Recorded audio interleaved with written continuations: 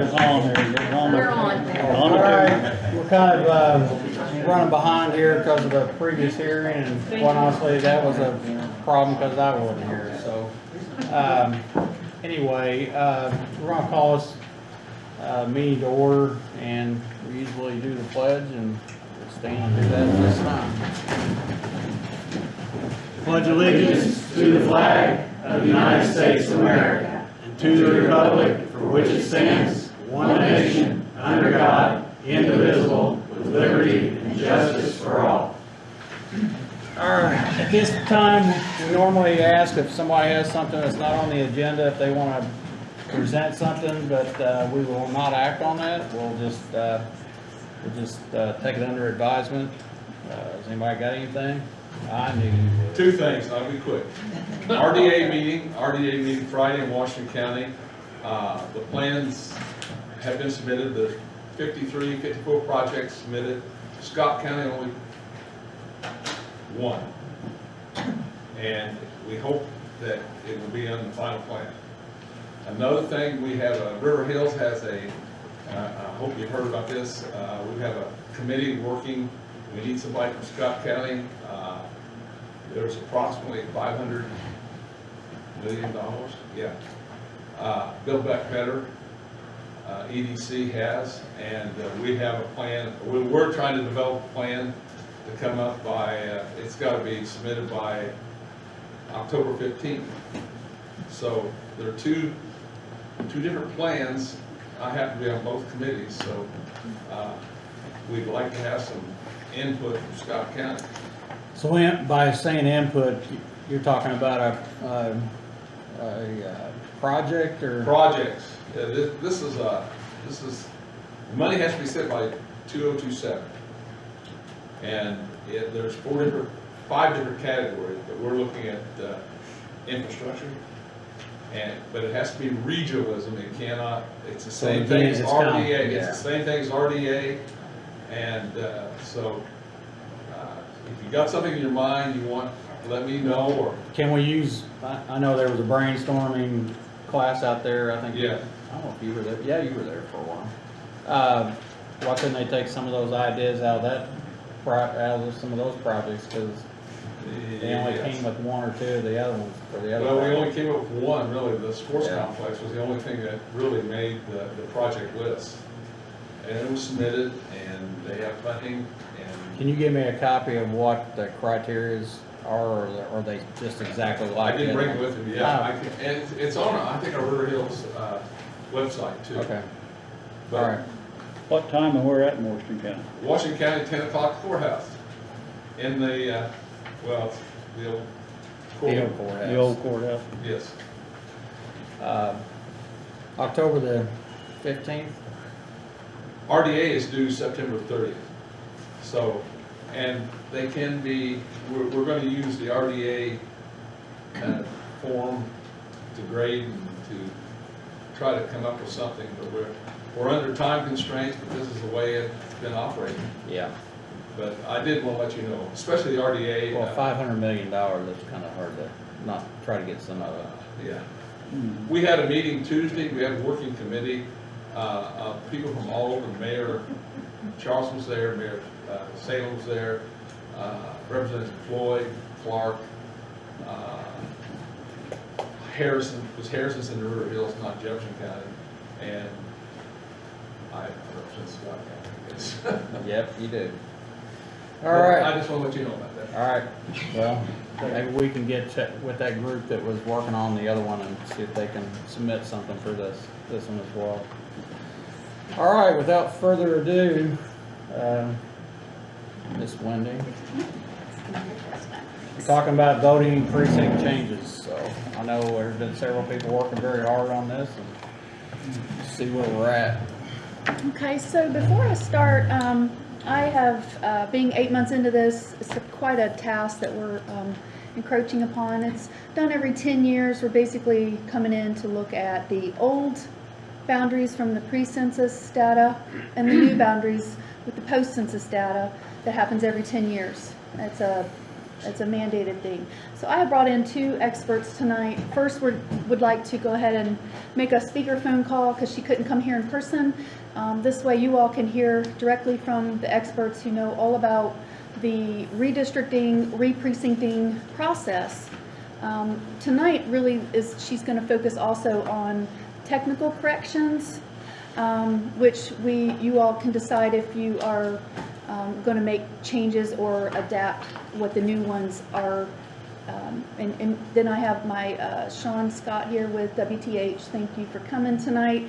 He's going to be so kind to present those to you with the boundaries so you can see the old and new boundaries and kind of see where we're at. We've done a lot of research in this between the 3 of us, but it's up to you all collective knowledge as well. You know the area just very well, so we want to give you the opportunity to see what's happening with these boundaries before anything's done.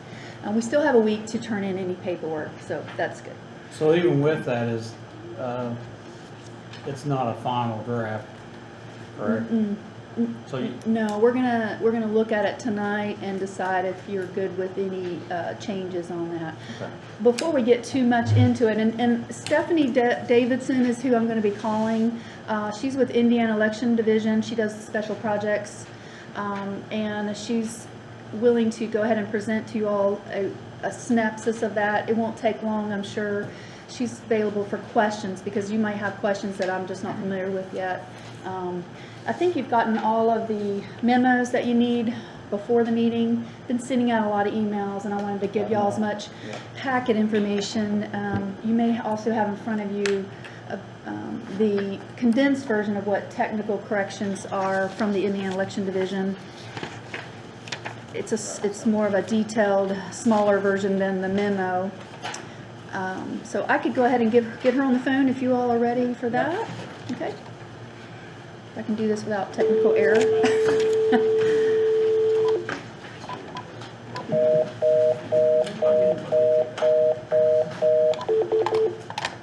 Sorry. You got to dial a line out here. Sorry, I'm not used to this one.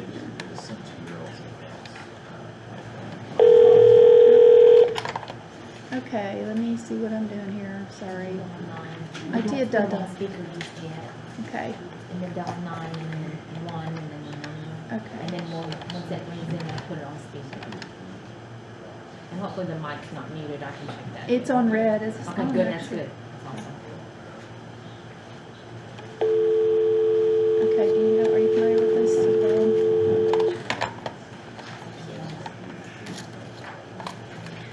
He had it on speaker before I dialed, so just I'm sure. It's 317 233 5247.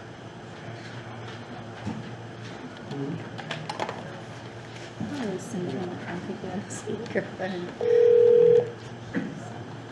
Indiana Election Division, this is Stephanie.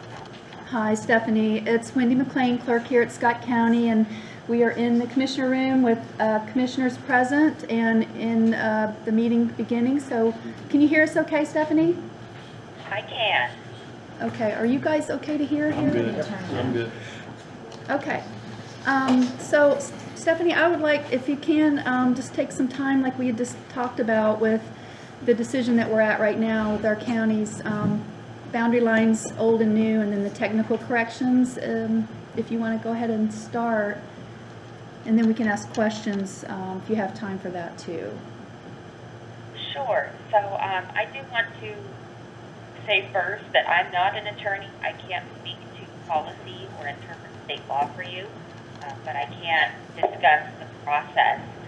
Any questions that you have that regard policy or Indiana law, I would recommend you direct to Matthew Cheever, who is one of the attorneys here in our office, and I will do my best to let you know if a question goes beyond the bounds of my expertise. So I wanted to start out first by discussing technical corrections and then give you an opportunity to clarify anything that you need clarified, and then move into re-precincting, if that sounds all right. Sure. Okay, so starting with technical corrections, to start with some background, precincts by law are primarily drawn using census blocks. And as part of the decennial census, the Census Bureau redraws some census blocks using updated or refined information that they've become aware of. They also renumber all of the census blocks just to have a uniform naming system. Then, once the census blocks are updated, they redraw the precincts that have been given to them by the states, and they refer to the redrawn precincts as voting districts, or VTDs. So you'll hear me refer to VTDs, and those are the redrawn precincts from the Census Bureau. Most of the time, the VTDs from the Census Bureau match the previous precinct boundaries, but in some cases, the boundaries shift to reflect those updated census block boundaries. And we call the area in between an old precinct line and a new census VTD line a sliver. So then a technical correction is when a county's commissioners assign that sliver back to the precinct it was in before the Census Bureau created the new VTDs. And that effectively moves the precinct boundary back to its pre-Census Bureau location. The county commissioner's responsibility in these situations is to look at the old and the new boundaries and determine whether the new VTD boundaries are acceptable, or if they want to change any of the slivers back to the old precinct boundary. If the commissioners decide to make a technical correction or multiple technical corrections, that's done. They first indicate their intention to the election division using the technical corrections survey we sent out a few weeks ago, and that is due no later than noon on Tuesday, September 7th, but it is just an indication of their intention. The actual work, the order to adopt technical corrections, is due no later than December 31st, 2021. If we do not receive that survey and then an order back from a county's commissioners, the new VTD lines from the Census Bureau do go into effect in January 2022. And if the commissioners decide the new VTD boundaries are acceptable, they can still adopt an order of technical corrections just to update the descriptions of the precincts with the new boundaries and the renumbered census blocks, but they are not required to do so. And that form you're saying is done with the IEC 8 in December to update any of those precinct changes at that time? So if technical corrections, if the commissioners want to make technical corrections, they can do so with an order, or they can move those technical corrections into re-precincting, but that is a separate process, and the IEC 8 is only used for the re-precincting process. It does not play into technical corrections, strictly speaking. Okay. Okay, y'all have any questions? Clear as mud. So, in a nutshell, Stephanie, I know it's hard to put things in a nutshell, but basically we have a map up here now, and we have the red and the green lines. The red lines are the current old lines before the census update, and the green lines are the new census update, which is where we're looking at those slivers to see if they're okay with those boundaries. What, I'm just looking at that. Right, you're looking at the slivers to see if they're acceptable or not. I can't speak exactly to whether which is which, the red and green lines, just because I didn't make that map and haven't examined it closely myself. But if Sean is the one who made that, he can definitely speak to that. Okay, and they just really just clean up the boundaries is kind of what they're doing. And we're looking to see if there's residences in those slivers that may or may not affect voting in the long term, which we will look at that when we get down to the re-precincting decision. We'll look at counts later. We're within range right now, which is what you all said. Yes, and counts of active voters play into re-precincting. but do not factor in for technical corrections either.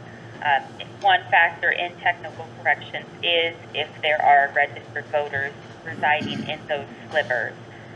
If not, then you don't have to worry, but if there are, then they do have to be treated appropriately and assigned to the proper precinct, following the commissioner's decision on whether or not to take action.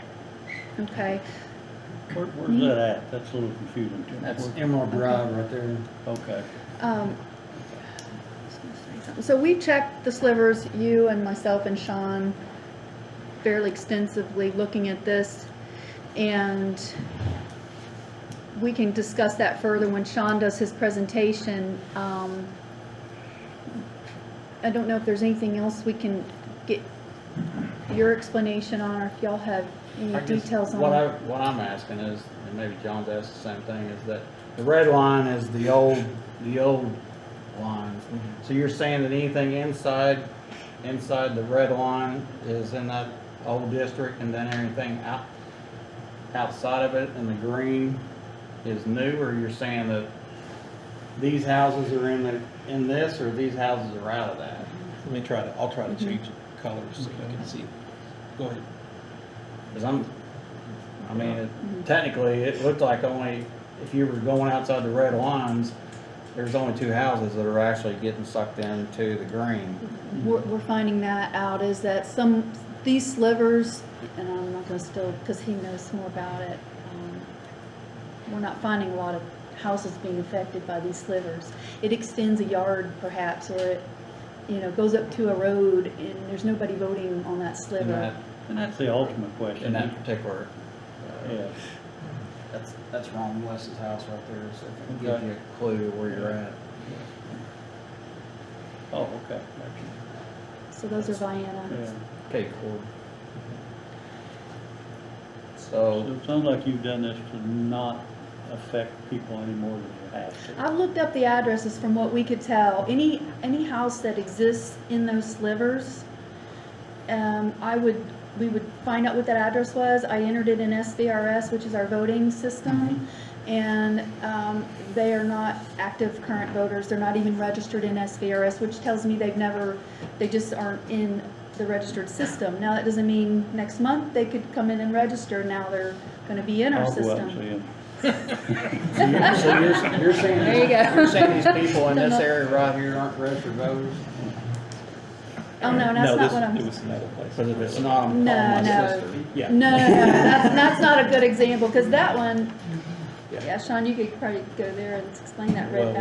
we let her. Yeah, so Stephanie, I think what we're looking at is the slivers part is what the commissioners need to look at now and decide if they're okay with these green new boundaries or blue boundaries, whatever your color vision is, to see what the new census data is showing as our boundary for the precincts. You look at them, and I trust. Right, you that do. is the most immediate deadline, is the survey on whether or not the commissioners want to make technical corrections.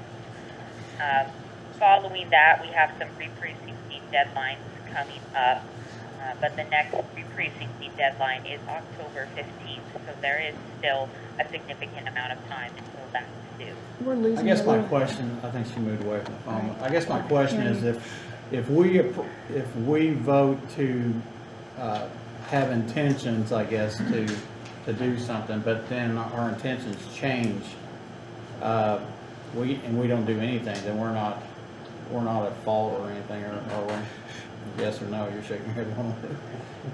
No, so there's no legal, the survey is not legally binding. You are able to turn it in and indicate that you're going to make technical corrections, and then withdraw that survey later and say that upon further review, the boundaries are all right as the Census Bureau has designated them. Okay. And if they say no, they aren't going to change anything, they're good with the new changes, they're good with the boundaries, if that's their option to choose, they would say no, and then no further action is needed, and that's just saying they're good with the updated census and it's following their precinct lines pretty closely. Yes, That's that the is other one of the options. The commissioners may choose to do nothing, in which case the new precinct boundaries will automatically go into effect in January. The commissioners may also adopt an order to incorporate the renumbered census blocks into the precinct boundary, but that is an optional step that we believe some counties will choose to take and others will not. And the other thing I wanted to have, if you could tell them what happens when they, if they if they go ahead and change those boundaries and want to change them or update the precincts and congressional district lines once they have formulated their boundaries, which we won't know till late fall. Then you're saying that potentially we would have to follow what their boundaries are, because that's where we base our boundary. We may be going back to, we may be flip-flopping and going back again. Well, It's like I think at duplication that of work. point, and I think at that point, I think you're right. I would say we had to leave this meeting tonight. I'd say we give the intentions that we're going to change something, because you don't know what the redistricting is going to happen with the federal government, and if we don't say we're going to do something, and they come down with some other things that throws off what we have, then we can't change it at that point, can we? That's a question, Stephanie. Did you hear that? I did. I would clarify that Scott County has already submitted their re-precincting survey, which is a separate survey indicating their intention to redraw some precincts. Yeah. So, in terms of technical corrections, you can return the survey and indicate that you wish to make technical corrections. But alternatively, if you did not return the survey or returned the survey indicating you would not be making technical corrections, you are still able to redraw precincts however you would like in confirmation with state law. That is still an option that will be open to you, and I would be happy to speak about re-precincting in more detail. I do have that process up as well. So I guess Wendy, what you're saying is that the federal government hasn't redistricted their part yet. Right. So you're trying to do your part, and they haven't done their part. But if we don't continue our process, and they come in and do something different than what we have, we don't have any recourse to change ours, do we? So we would be better off to say we have intentions to do technical corrections, and then if we don't make any technical corrections, then it just, whatever we have takes effect December 31st, and if the feds come in and say, hey, we're going to redistrict and we're going to do this, and it changes our scope, then we can make changes and we're still in the guideline. Right. Does that sound right, Stephanie? Because I'm thinking we just have to avoid a split from Congress. We can't, those lines cannot split our precincts, correct? It is correct that congressional, state house, and state senate lines cannot split a precinct. I will clarify that those lines are drawn by the Indiana General Assembly here at the state.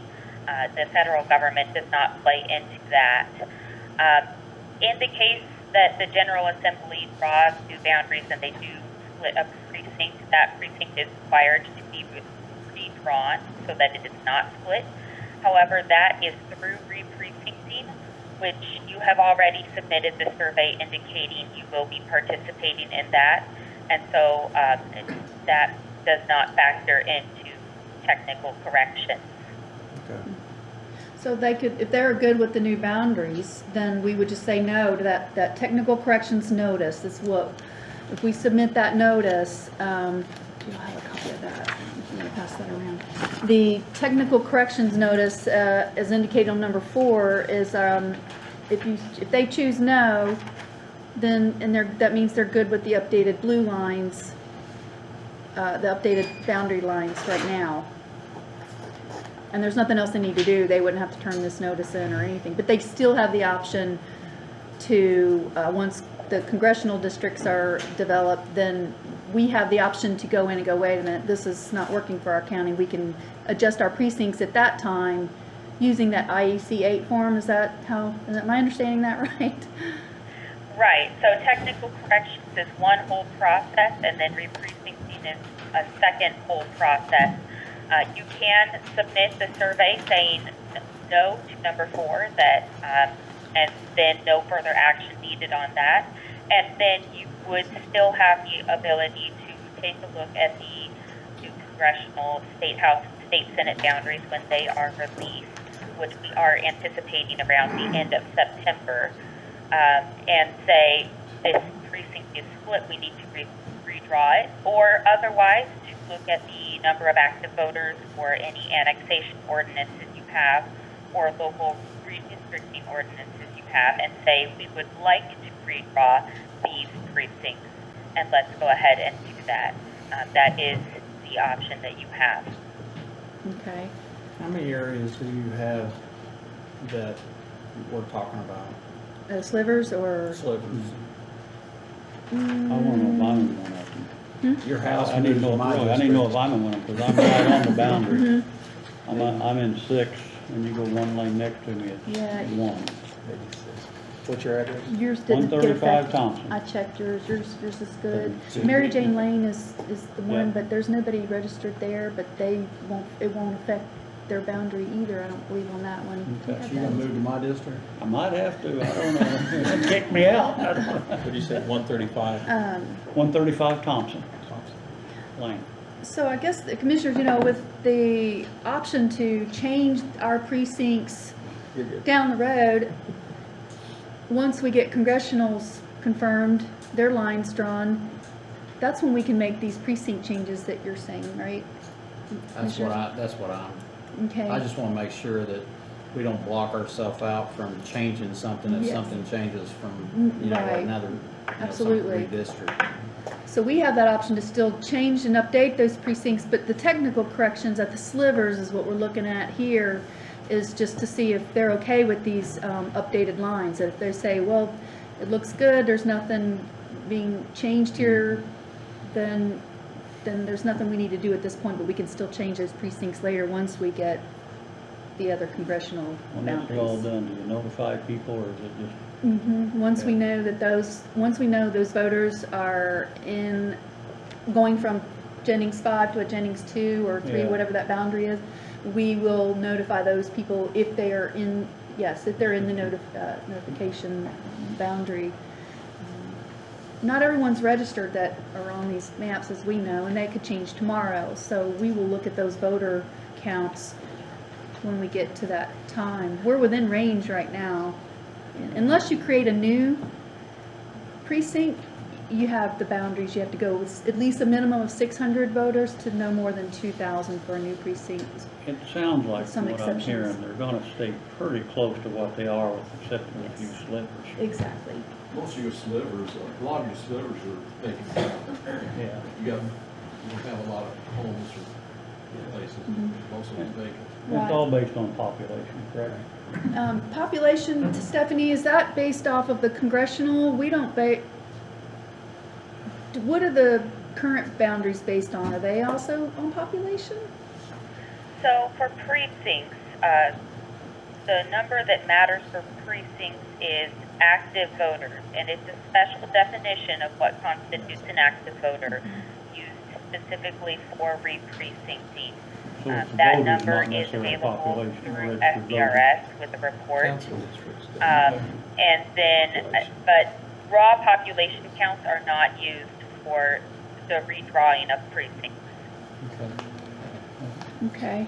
So, I mean, do we have, I guess, is there a number of voters that we know of that's gonna be affected?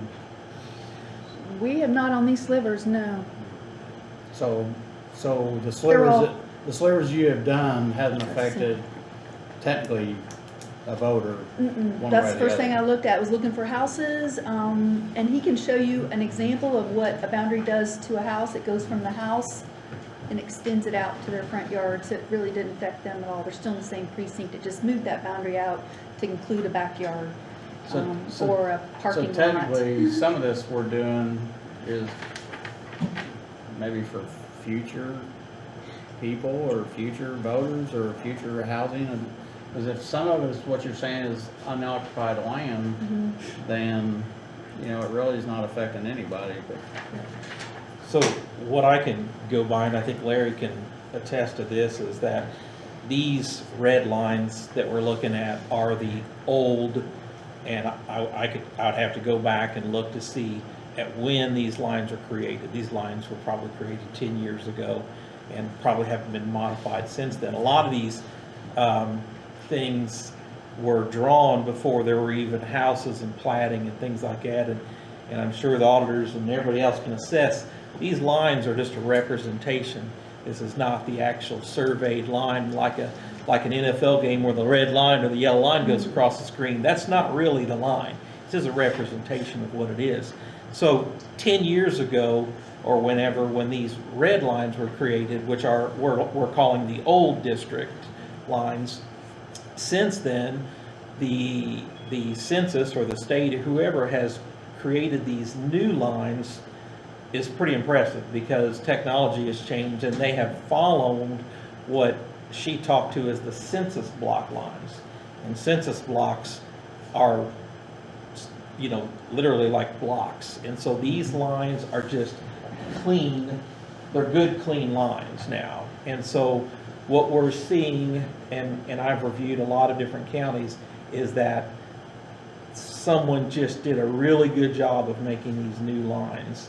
And they're just going to be a lot cleaner. So if you look, and I'll just kind of try to zoom in a little bit better, and you'll see it's still got the same representation of where that is. It's just maybe shifted a little bit. And so the green lines are really following with your all's county parcels, your incorporated city limits, and these census blocks. If I was to turn a census block on, bear with me here for just a second. Let me find it. So here's what a census block looks like. And this is what, and she might be able to correct me if I'm wrong, but when the census people go out, they're assigned blocks. And these people belong to this block, and these people belong to this block. And so, as you see, these new lines follow with the census. So it's just good cleanup. To me, it's the state, all they're doing is just cleaning things up. And they're saying, let's just all go by this. This looks really good, you know. So they have provided one layer, a shapefile that we have looked over very closely. I feel like I've pretty well drawn the whole area. And it's called potential errors. And so the election division sent us a file and said that these orange lines, that there is possibly a potential error, and that is where the two lines are not meeting together. And so what I did was I literally followed this line all the way around the through the county, and that's where I come up with these examples. And that's the Eclipse Street that I just showed you. There's the colored maps. Emerald. The one you got from earlier? Yeah, that's what he's looking at. Yeah, Those are just a Emerald few- Drive, which, that's Emerald right there. Yeah, so there was, get the new ones on. The old lines, turn them back on. I have some addresses too. The old line kind of went through this subdivision right here, you know, just kind of, the line went through those houses. You know, now it's squared it up to where it's supposed to be. But it didn't put him in a different precinct, Right. right? That's what we were looking at. Our, his overlay maps, the shapefile overlays that I think we were looking at is, it will tell us what precinct they're in before and after the boundary. Green. And we were making sure they didn't Right. jump over to a new boundary. I know there was one that did jump over, but it was Midwest Gas. Yeah. No one's Right voting over there. here. No one's registered there. That was one. McLean Avenue. Yeah. Yeah, make sure, yeah.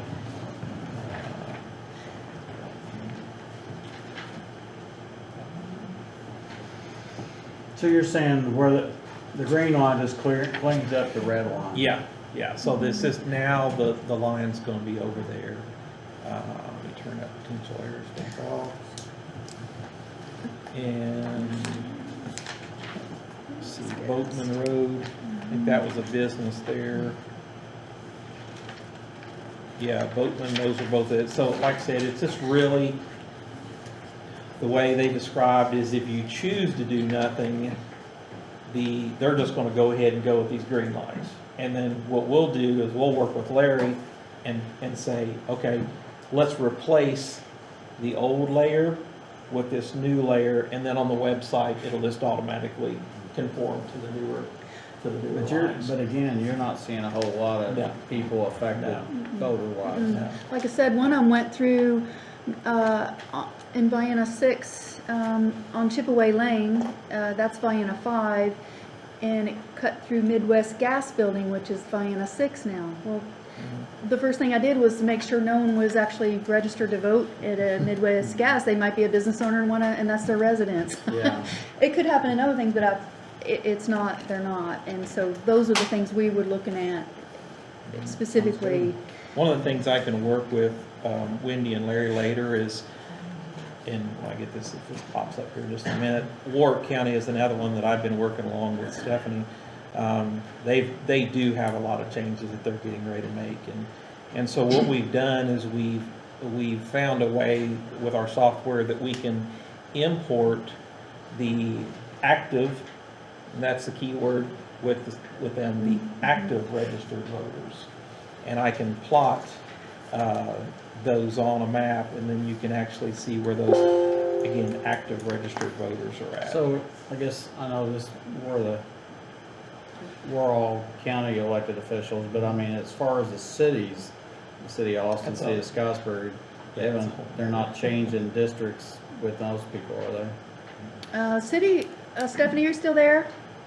I am. So city boundaries, we're not looking at those yet, although we did have one city annexation with Austin and had an ordinance, but we're not looking at that right now because the city elections aren't going to be effective till 2023. We have time to deal with those later, right? Isn't that what we were Right.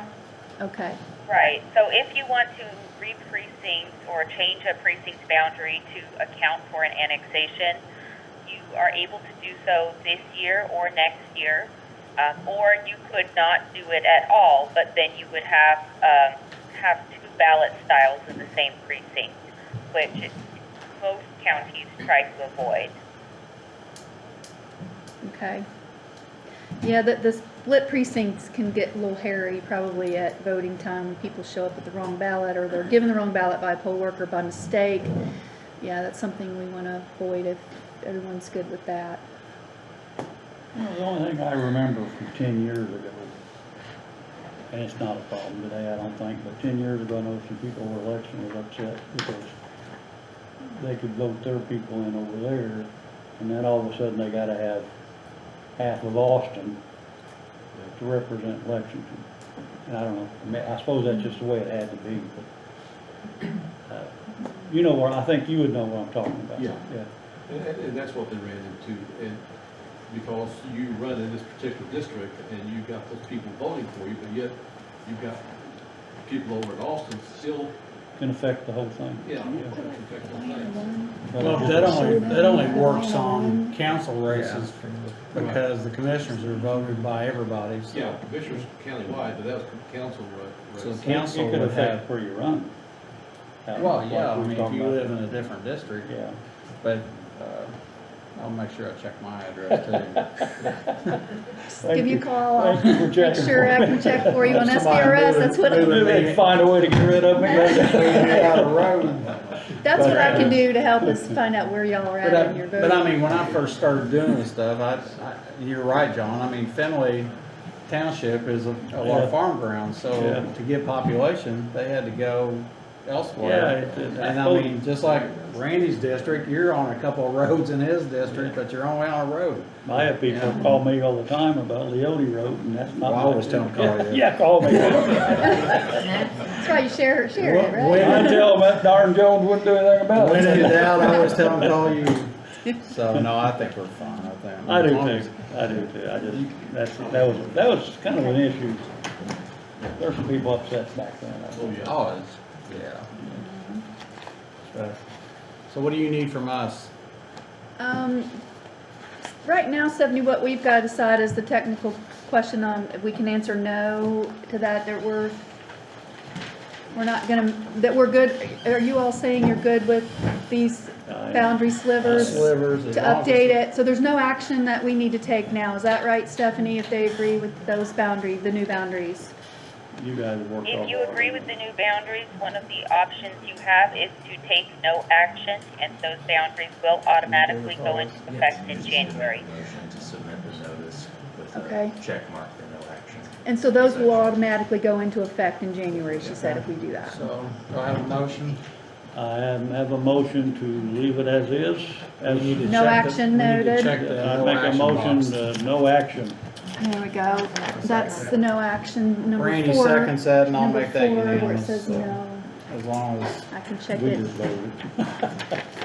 Okay, so I think we've made a decision tonight to not take any further action, and we are good with the updated census boundaries as of now. So that's what I'll turn in for the commissioners on behalf of their decision tonight by September 7th. so is there an October date that you had to do something by? Okay, so October 15th is when the re-precincting is due. At that time is when we'll have already gotten the post-census data from the congressional ones. This is normally a 6-month process, but we're only given about 6 weeks because of the delayed census data because of our lovely friend COVID. So all the clerks are under a lot of pressure right now trying to make sure these are all up to date. Well, looks like you've worked pretty hard on it. I've spent a lot of time on it. Yeah. And For with the help first of time, too. Sean and, you know, Stressful. Larry trying to give us some feedback on that. It's new to me too, so There you go. two brains are better than one. You've done So well. I'm glad to turn it over to the experts and I'll help in any Appreciate way I all can. your guys' work, so. Okay. Well, Stephanie, thank you. I appreciate your availability tonight and explanation. We'll let you go and I can follow up with you any other further questions that they may have in the future. All right, always happy to answer any questions you have, and thank you for having me tonight. Awesome. Thank you. All right, have a good evening, Stephanie. And thank you for the emails to keep us up. Okay, bye. Bye-bye. It really looks good, your map looks good. Like I said, I went through and spent a lot of time and really following the lines, and I just don't see, if anything, it's just conforming everything to where it's going to be, so, I'm glad she reached out, you know, and was able to, actually, it's been a blessing because of her interest. She kind of jump-started me when everybody else started hitting us with these same concerns. I was already, you know, I had already been in contact with the state that she and Larry had both given me, so it was great because it really helped me with about 14 other counties that I said, it's all good, don't worry about it. Except for Warwick County, and they're a whole mess themselves. But do want to thank commissioners on behalf of WTH as being a great customer. Also want to recognize to you, and the sheriff can maybe attest here, is that the Rapid SOS, have you been, everything going good there? We've not had any issues, I've been made aware of. That's great. So Scott County is the first county for WTH in Indiana to have Rapid SOS, which what it is it's an integration of a multiple different sources of devices, from cellular calls to I've fallen, I can't get up, and ADTs and all kinds of different things, OnStar, Cirrus, to give accurate location information, whether it be an accident or something like that. There's so much additional information now that is going to the 911 center. And so hypothetically, let's say that you were in an accident and you're unconscious, you have no way of calling 911, you're down over the interstate, nobody can see you. If you've got OnStar, Cirrus, and there's any type of crash detection, it will alert the 911 center. And what's nice about that is, before you got airbag deployment, you know, well, now you've got white Chevy Tahoe, you've got it at the 60 whatever mile marker, you've got which side. I mean, it's really incredible information. So you can't hide anymore. Well, yeah, so don't crash and try to hide. So, but it's exciting that we've been able to integrate with it. And Pike County is the second county. And I jokingly said, or Pike County said, are we the first? And I go, well, yeah, in southwest Indiana. But thanks to Eric Lowry, you're the first in Indiana. So it's a really exciting thing Eric still work for you? to grab this technology. So Does Eric still work for you? yes, correct. Oh. Yes, he does. I'm sorry. Yes, he does. When he's not playing the mayor of Mayor Mayberry. Mayberry. So yeah. You kinda look like And that's Mayor coming, Mayberry. and that movie is coming out Danville. this year. So. Oh, we gotta get tickets. That'd be fun. So if you ever have any questions or need any assistance, Larry is a great tool, and I'll be more than happy to help him at any time and give you all a great service. Appreciate it. Thank you very much. Thank you. Thank you all. Thank you, Wendy. Call me if you have any other further You questions. will. You did great. Thank You did great.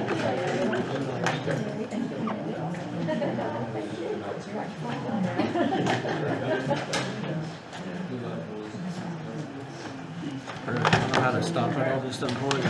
Are we done again, or are we still going? We're still going. Here goes another chair. All right, moving along here, we got the Scott County Fair Board. Come on up, or? Hope so. And You before all you, come up. and before you say anything, I want to appreciate the Scott County Fair this year. Seemed like it was more than, We were glad to be able to have them. well, I'm glad you were able to have one too. That's true. Definitely. I know rain is always that week, no matter if you change the schedule or anything, it's always gonna rain. Yeah, we was fortunate this year though. Raining the way it did, and Pulled it off even with some bad weather. All right, so what do we got? well, so what we have is a proposal for just upgrades that we're trying to do, and we've been doing.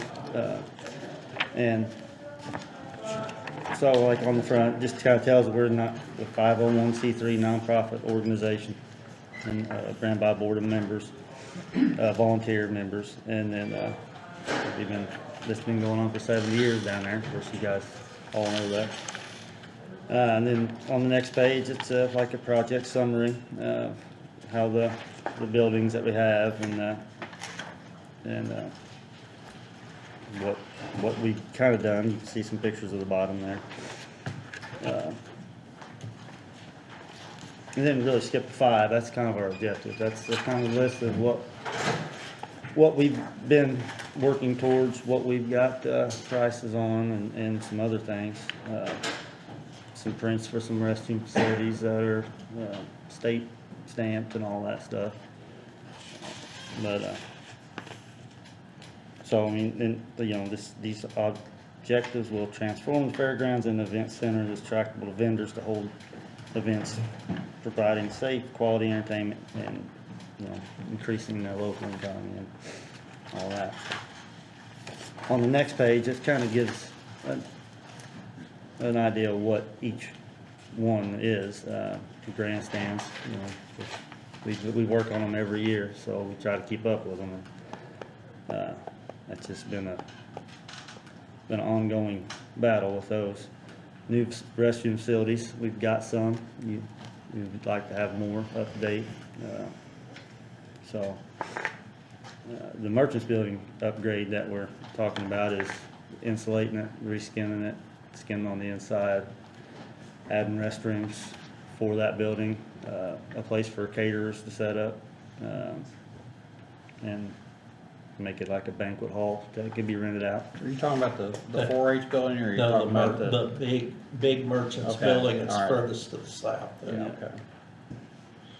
So we would add like bathrooms and the kitchen, place for vendors to go in and out of it, and all that stuff. That would be, people could use it year round if it had heating and cooling in it.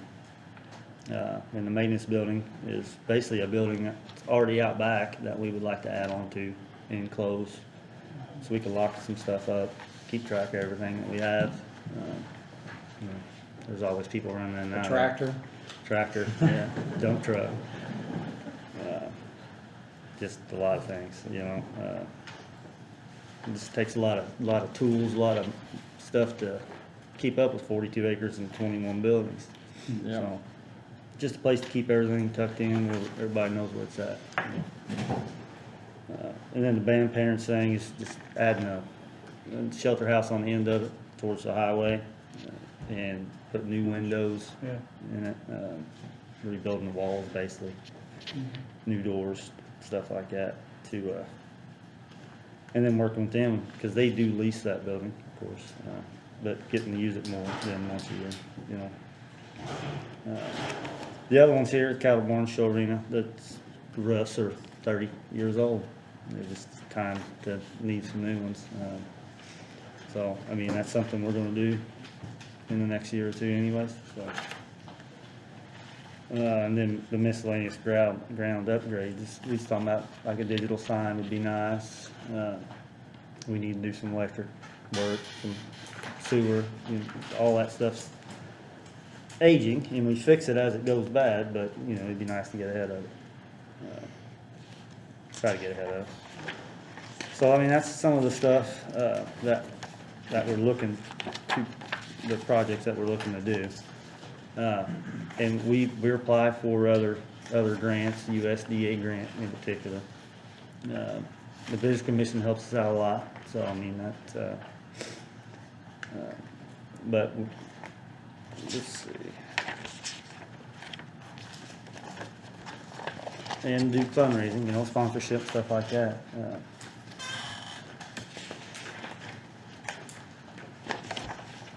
And then there's, like 9's like a budget seat, that's just a rough idea of what we think, each one of these is gonna cost. So the grandstands, I mean, I hate to say it, but I'm old enough to know when it was covered and wood. I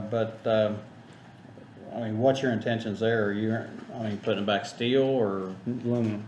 So, So what we've kind of come up with on this is, and we're still pricing the aluminum grandstand, is, you know, taking out everything that's there and pouring concrete walls around, big enough for all these to sit on, so it'd be 2 very large pads, concrete walls, raise them all up 4 to 5 feet is what we talked about, and set new aluminum bleachers on that. Ground parameters will be as much, you know, as the grandstands, but, Yeah. and you know how like the box seats, you know, if you sit in them, the ground goes up in front of you, you know, so it's kind of hard to see up and over under the track, so all really that, we need, all that would be raised up it 4 needs to feet, be up. you and know. then the grandstand would be behind it, have handicap ramps going up the front and steps and all that stuff. That was one of the options. Another option that we got from the another guy that sells grandstands, was to just concrete poles, and they need fence off the spot there behind it. So there's a couple different options, but we just kind of went with the one we originally did, which was getting it all built up, you know, a little higher, because in the back that wall would be 8 foot tall, you know. In You front. do away with those grandstands too, you know, you're doing away with a lot of other things, cause you got bathrooms underneath of them. So that's all, you know, and then all the booths, you know, down along on the east side. Yeah. Everything, so it's more than just, when you start revisiting that, you know, it's more than just the grandstands, you know. Yeah. It gets to be a lot involved. Adds up, especially if the prices of metal and aluminum. You guys put a lot of work into it, I'll say that, it's changed for the better. Yeah, well, we really try. And then, you know, the rest of it is just a list of the board members. There's 9 of us, always looking for more. If anybody wants to join. And then on the back page is kind of what we've been doing. Just is the fundraising is, you know, we gotta raise money to do the project. We cover our bills and all that stuff with the with all the events that we do have, but, it'd just be nice to, like I said, get ahead of it and bring the fairgrounds up to the 21st century. So what are you actually asking for from us? I mean, I know. Well, so we really didn't know how all this is, you know, the ARPA funds, and so we wanted to just let you guys be aware that we. Well, I do know our funds are for community projects and stuff, but the scope is limited to a lot of stuff. But I mean, I'm not saying that there wouldn't be a avenue, and actually there's somebody here who probably could talked about that. Yeah, we might say. I'm gonna take a wild guess, you probably need to look into some COVID. If you have COVID issues that cost you money, that might. Well, we didn't Am I get right, that. Jason? Yeah, Yeah. There could be, I mean, we could look, you could talk about fundraising. We're looking at one thing is, you know, we're going to do as much fundraising because of COVID events. We could maybe tie it to that. If there's some, you know, things that are related to social distancing that to try to prevent future outbreaks. There's things that we can maybe try to justify for some of these expenses. And from hearing everything right, what I've heard in these last several meetings we've had, it's, even if it doesn't happen this year, there's another 2.3 coming next year, maybe. Yeah. So we may have several projects we work on, may not all at once, but just so you know, it's not just if it doesn't happen right off the bat, it's not done. Yeah, and we, you know, it's just the list that we had, that we're working Well, the upon. grandstands would actually, you know, that would probably roll in, because you're talking about separating people if you had an event that you need to do that, and some of the buildings as well, so. Well, like I said, it's, I know it's more of a information thing. But I know we're not done with the ARP, ARPA. Sound like old people fund. I don't even know what that is. But anyway, it's good to know. I think you've talked to some people on the council already, so I know. I heard kind of some stuff about this, so I think fairgrounds, a lot of people don't understand, but, cause they always call the commissioners when something bad goes down there. Yeah. And I'm like, first of all, the county government has nothing to do with the Scott County Fair. I mean, we don't own the property, we don't own anything there. And a lot of people don't understand that, but. No, and I guess to be clear, the board of directors is who owns the property, who owns fairgrounds, so the current board of directors. Yeah. They would need to put some kind of proposal out to us, so wouldn't they, for the commissioners to vote on, so you guys probably ought to come up with some facts and figures. This is good, but I mean, whatever your plans are, give us some numbers. Yeah, but you need to be more specific of what, hey, we're gonna do this, and here's what we're gonna do, and here's what it's gonna cost, because, you know, some of these are high-ticketed items, some of them probably aren't high-ticketed items, but, you know, whatever we can do, I'd be more willing to help, because, and quite honestly, I know you guys are an independent organization, but, you know, I've always wanted to see some horse shows and some horse shows and stuff like that, and. Well, the fairgrounds has got the potential, you know, to bring a lot in the county, but it's like a lot of that, you know, our bathrooms aren't very good and all that, you know. I get that. If you've ever used them, you know that, so. Yeah. But We're in negotiations with a race promoter too, just putting on some races. Yeah. A race promoder. Yeah, I saw that. Yeah. Well, So hopefully next year we'll have 8 or 9 races, plus our fair, plus the demos, you know, and all that stuff. Well, if you build it, they'll come, like you said, but like I said, in that building, like the Merchants building, I guess I never thought of it. I mean, they're building it to where you can, you know, rent it out to weddings and. A few weddings and stuff in it the way it is, you know, and stuff, but So, I mean, just be a lot nicer. well, I remember as a kid having a lot of family reunions there, so. Yeah. So, At the fairgrounds or in that building? in the fairgrounds. Yeah. That's right. Yeah, I built that big Merchants building when I was about 15 years old. Yeah, so. A lot of nails drove in that thing. Well, all right, well, bring us back bring us back some estimates and in a set projects that you want some, and I know you got them in here, but I mean, we need. Tammy, right? Yep. Okay. Yeah, I would say if you want to be suggested for the ARPA, anything that you can related to COVID, either, maintenance because of, anything COVID or just trying to prevent something, anything that, we can even help with, trying to give you some buzzwords, but anything that would try to help justify.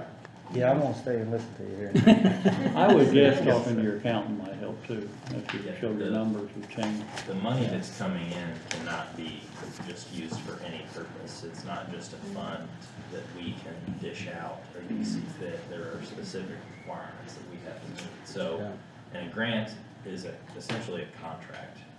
So you have to be able to show exactly what you're gonna use it for, how you're gonna use it, who's gonna do the work, and requirements of you guys, because we'd essentially be acting in that capacity, I think, is like a pass-through entity, turning funds over to a 501c3 like yourselves. That would be part of the process. So this is good first step, but there's got to be some other. Yes, yeah, we knew that. We just want. Well, this is a guy that knows all the ins and outs. Names off hat, so. All right, well, again, thanks for a successful fair. Alrighty. And thanks for letting us use the place all summer for the last year and a half for the federal government. Thank you. And your maintenance man down there, the guy who works down there, Ernie Howard. he was a help. Yeah, actually, when we started doing that food drive thing or food giveaway, we were lucky enough to be at where we started out, and then actually it was in the middle of summertime, so we had both schools. Well, then the schools came back into session, so that stopped Austin School from being used, and so we were trying to find a place, and that actually worked out probably better than anything, so. I still get somebody about at least once a week, wonder when we're gonna start doing that again. Well, I think the Rock out there still has one every so often. But I don't think anybody has 2,000 boxes or nothing like that. And actually, the last couple of trucks we got in like that weren't as good because the schools had opened back up, and then a lot of those food banks were giving the stuff to the schools, so those boxes got a little thinner. So, all right, let's move along. ARPA Funds Consultant with Baker Tilly. And I think I was over at Washington County. I think you were on the phone with those guys a couple of weeks ago, weren't you? Wasn't me, but it could probably one of my representatives, yeah, and we're working with a lot of counties right now. But yeah, my name is Jason Simler with Baker Tilly, formerly HJ on Ball Associates, and we've represented the county for years. I've worked with the county for over 20 years, and Tammy reached out to me and said that you may be looking at some assistance with your ARP funds, and it's come up a lot, and it's going to continue coming up as people start realizing you have the funds, and it is restricted what the money can be used for. It can be used for public health or economic development impacts that are kind of COVID related, premium pay, revenue loss, or water and sewer. Now those are 4 or 5 little buckets. But as Tammy mentioned, earlier, within those buckets, there are, different projects that can fit in there. But they do have to meet certain criteria. But there's not just one person. I mean, the federal government treasury distributed these funds and said, here's what you can do with them, here's your guidelines, and then they're kind of a little broad. So, I think one of the questions that has come up a lot tonight, which has come up everywhere, well, does this project fit or not? And I think that's one of the things Tammy asked if we could help with. And I would say Tammy said it best. She said if you're not careful, you start giving stuff away when you shouldn't. And then the federal auditor will come in later and say, where's our money? Right, well, there's a very good chance with the federal funds, the county will be audited at some time. If they come in and audit and determine that you've used your funds for an uneligible expense, you'll have to pay the federal government back. So our goal is to kind of work with the county officials and attorneys to make sure that doesn't happen. And a lot of it's going to be subjectivity. It's going to be what you feel comfortable, what your attorneys feel comfortable is an eligible expense. But I guess before we start asking you too many questions, I guess we need to probably enter into an agreement with you, so before we start quizzing you about things. that Yeah, might be in- yeah, and that's. Otherwise, we're gonna get free information and. What's wrong with that? Well, like I said, I've worked, I mean, I personally worked with you for 22 years, the county, so, I mean, we're always just, you can call us anytime. Were you, the crossing in the, early in the year, there was a commissioners meeting up there? Yes, yep. And I was there at that Yeah. one. I thought I recognized you. Yeah. So, yeah, I mean, you can call me anytime for questions, but yes, that was one thing is our agreement, it's, Give me your card. what's that? I want your card. You can, it's So, kind of, I don't have the agreement here, is it? I just handed it to you, it's a little separate piece of paper, I think I laid it on. Oh, on the- I may have made mistakes on me. And I'm not running for office or anything, but I would wanna say this, cause as an elected official, the one thing, my top priority is making sure that the county is in good hands and we are consulting with people who can give us the best information. And So they get- I will not be here much longer per se as time is for somebody who's in their 6.5 year, I'm in their 7th year actually, now 8th year next year, my 2nd term is done as auditor. But in years of working with Mr. Simler, seeing him on and off the court, so to speak, we've seen him at conferences and we've seen him here in action with different things and tip consulting services. I couldn't recommend any better hands for this board to put our county financial guidance in than Mr. Simler and his group. So you can pay me later, but, no, I'm just teasing. But anyway, but that's why I specifically reached out to him first, because I wanted him to have the first opportunity to speak to you guys about advising us, because obviously with what I just said, the continuity for this money is gonna need to be there as far as the management, the oversight, making sure that we don't go off the rails, because this is gonna be something that you guys will be dealing with well through 2026. So this is a long-term commitment, so to speak, and then and you can speak to the federal procurement process. So we've tailored things to make sure that we're in guidance with that as well, compliance. So he can go ahead, but I just wanted to give you my sales pitch on him and my vote of confidence. I'm gonna tell you right now, John, give me that card back, cause you're not gonna call him. I saw his rate. You can call the other guy below him.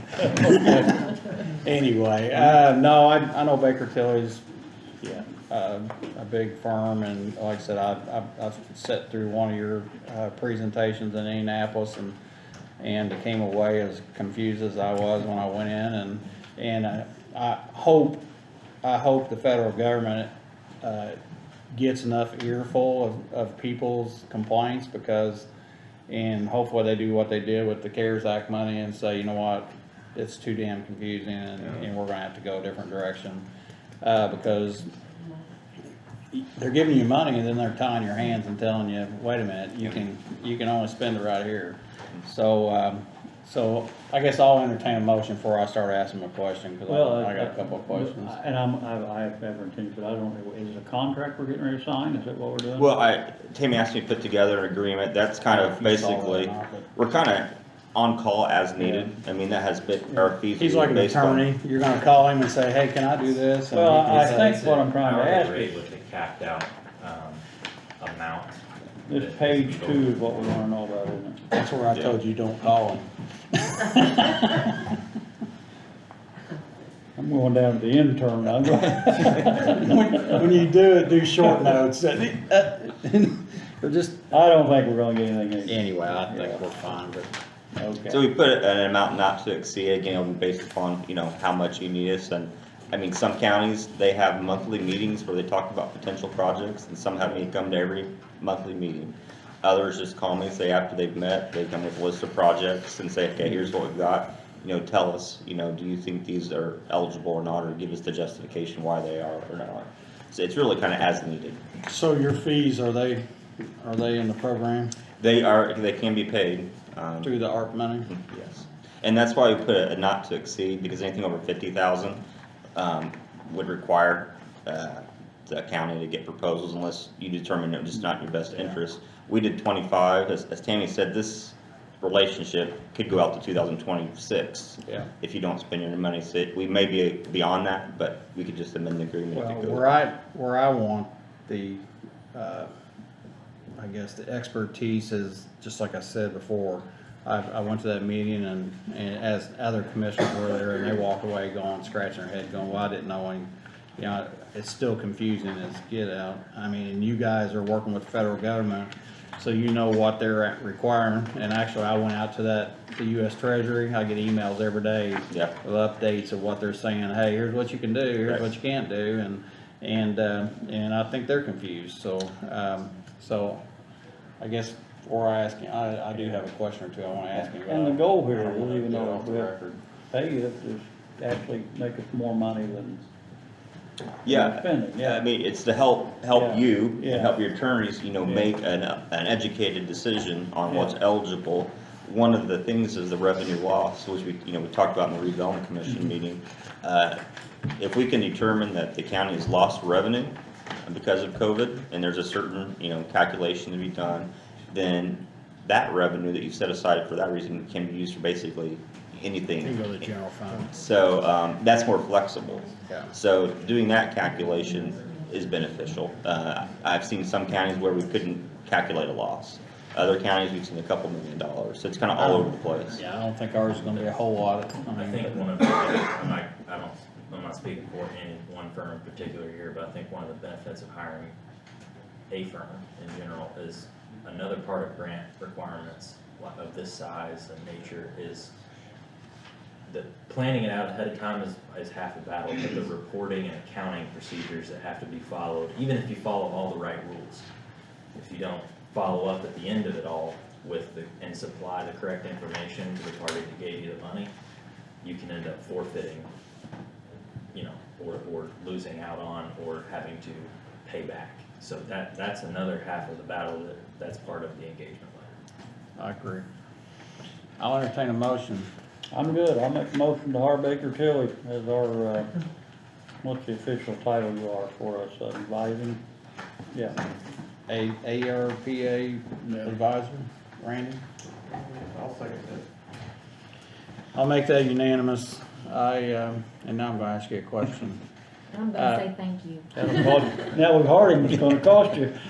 Well, it's after hours. Yes, tonight's free.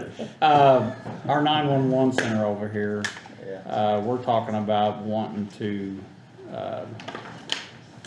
I guess, redo the whole thing. I mean, to the modules, to the everything in there. I mean, in one of the meetings, I think in the meeting I was with you, communications did come up, but it wasn't solidified that it said that you can spend money that way or not. So, so I guess the question I would have is, can we buy new consoles? Can we buy new radios? Can we, I mean, radios in that facility, to upgrade that facility and use this money to do that? What I'll do is, because that has been one question that that has been asked, and if you can relate it to one of the things that ARP can be used for, this is one of the question and answers from the Treasury, was talking about, you know, reducing crime. So redoing your 911, if we can tie it to that, it could potentially be used. So you're technically, it's like grant writing. You have to figure out the right wording or narrative to be able to solidify. What I would tell recommend, somebody. yeah, I mean, what I recommend is think about in 10 years from now, 5 years from now, when we're all gone, hopefully I'll still be here, but you guys when you guys have moved on to the different, hopefully I'll still be working for the county, but when they come in and audit the county and they look at, you know, the projects that you used funds for, we want to be able to document, we used money for the radios and we could justify it because we saw that in the treasurer's question, you know, 8.1, they addressed it and we felt like that our project fit a similar project for the answer. Okay. And the other thing is that what the lost revenue, I mean, we don't know yet, but that's a more open scenario where that money is related to COVID on the front end, and that the county lost money on the front end, and it can be used to, Discretionary. yeah, it goes into. So that's one thing There's a standard there. I would probably recommend that you hire us or to have us do that We just calculation did. to see if, well, to have us do that calculation.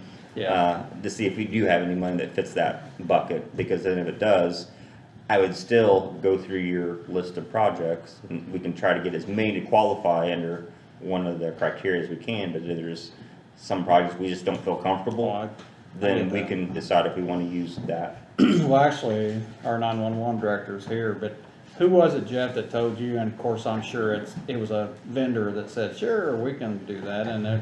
But he's got it and actually brought it to us, something from a vendor that said that, and they showed the clause in the thing saying, hey, this, you can't do it. Right. But I was in one county and they were looking at CPR equipment for their different fire trucks throughout the townships. And the vendor that came in that was trying to sell the equipment, for 30 minutes, they talked about how it increased social distancing and allowed the firefighters to not have to touch the patient. So they were trying everything they could to justify that equipment, so. I was gonna say it, you beat me to it. yeah, we got that problem too. So. But anyway, anybody got any other questions? No. That's heavy with you. We will be. I mean, we will be making sure. We're kind of like rehauling, aren't we? Over and over and over again. Yeah, we're working on the comprehensive financial plan for you guys right now, so you'll be seeing me a lot here next couple months. Okay. So. Appreciate it. Yes, I mean. You want me to give everybody your telephone number? You can. That's what it's there for. So you got another card? Yeah. I think Randy gave his away to the attorney. Well, thank Appreciate you. it. Thank you very much, and I won't be calling you too much. No, anytime. We'll get somebody that talks fast. Well, thank you. Thank you, sir. Appreciate your service.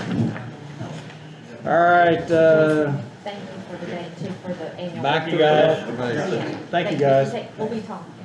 Thank you. Hey, John Yeah, they done Abbott.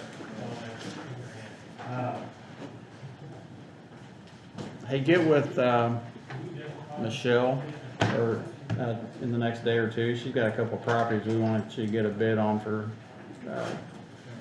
tearing them down. All right, thanks, sir. Appreciate it. You gonna come up here? Yeah, I was just waiting to be called. Be called. Summons? That's what you do, summons. Well, I was prepared to talk about ADAP during my portion, but do you want me to stay and talk about it later? Do you want me to talk about it now? Either way. Well, I mean, I'd rather talk about it now so I can go home, but that's totally up to you What time guys. is it? It's early. Well, I mean, at this point, Go it ahead doesn't and matter. talk about it. Okay, I'll do my quick stuff. Cease wants to use our building on October 23rd to do their drug take back. They usually do it at Walmart, but I think Walmart's like, I don't know, they don't want to have them there. So they asked if they could use our drive-through bay to do their drug take back. They are in charge of like putting that together, having police on staff, and then we'll probably have one of my people on staff just to be there to oversee that. That's fine. So Tammy didn't think we needed to fill out a form since Since they're gonna have people on site, their own staff, they'll be in charge of the building, so it's not like I mean, they'll it's just just a all by work day, themselves. isn't it? well, it's a Saturday. Oh, Saturday? Yeah. It's not a work day then. They'll be October what outside, is it? October 23rd. They'll be working outside or? We're gonna try to do the drive-through bay, so they don't have to be outside. I just throw this out, usually whenever we do something, we always have proof of insurance, but I don't think that would fit. I think it's I mean, coinciding with the health department, I think. Yeah, I mean, we have Yeah. people bring in substances that we, yeah, so it's not necessarily outside of our scope, but, yeah. okay. And then, so the testing site, I got all my stuff cleaned out. But who do you want to pay that bill now? What? Like my electric, the old health department, sorry. Who, like I have an electric bill here. Does that go to maintenance? Does that go to you guys? You're It's only probably, $112. Maybe, But- and then I need to look at that venture, because it's for maintenance upkeep for county facilities, and I might be able to pay that out of that venture fund where we rent that parking lot. Yeah, mm-hmm. It's for maintenance and upkeep of county built I'm property. kinda like wherever Tammy wants to take it. So I'll get, It's just a monthly water and sewer. and then I was That get, sound good to I don't, you? when is VA moving? You guys decided last meeting that VA is gonna take that over? No, No? we talked about it. We talked about it. Oh, I'd like okay. to do that, but it's not been decided. It's not been decided, okay. Well, that's another thing with the ARP money Yeah. that we were talking about, that we're possibly gonna use the ARP money to, redo the Nazarene church over here. Oh, okay. Hand that to her, she can pay it. Okay, so, well, where do you want her to take it from? Just the, You guys just want me to advise you and then I'm you good. guys I'm can, okay. cause, yeah, well, I'll take a look at it and, Well, I'll let you it's guys probably gonna know. happen in the future, so, and actually, I don't know if is it county government, or is it set straight to the health department?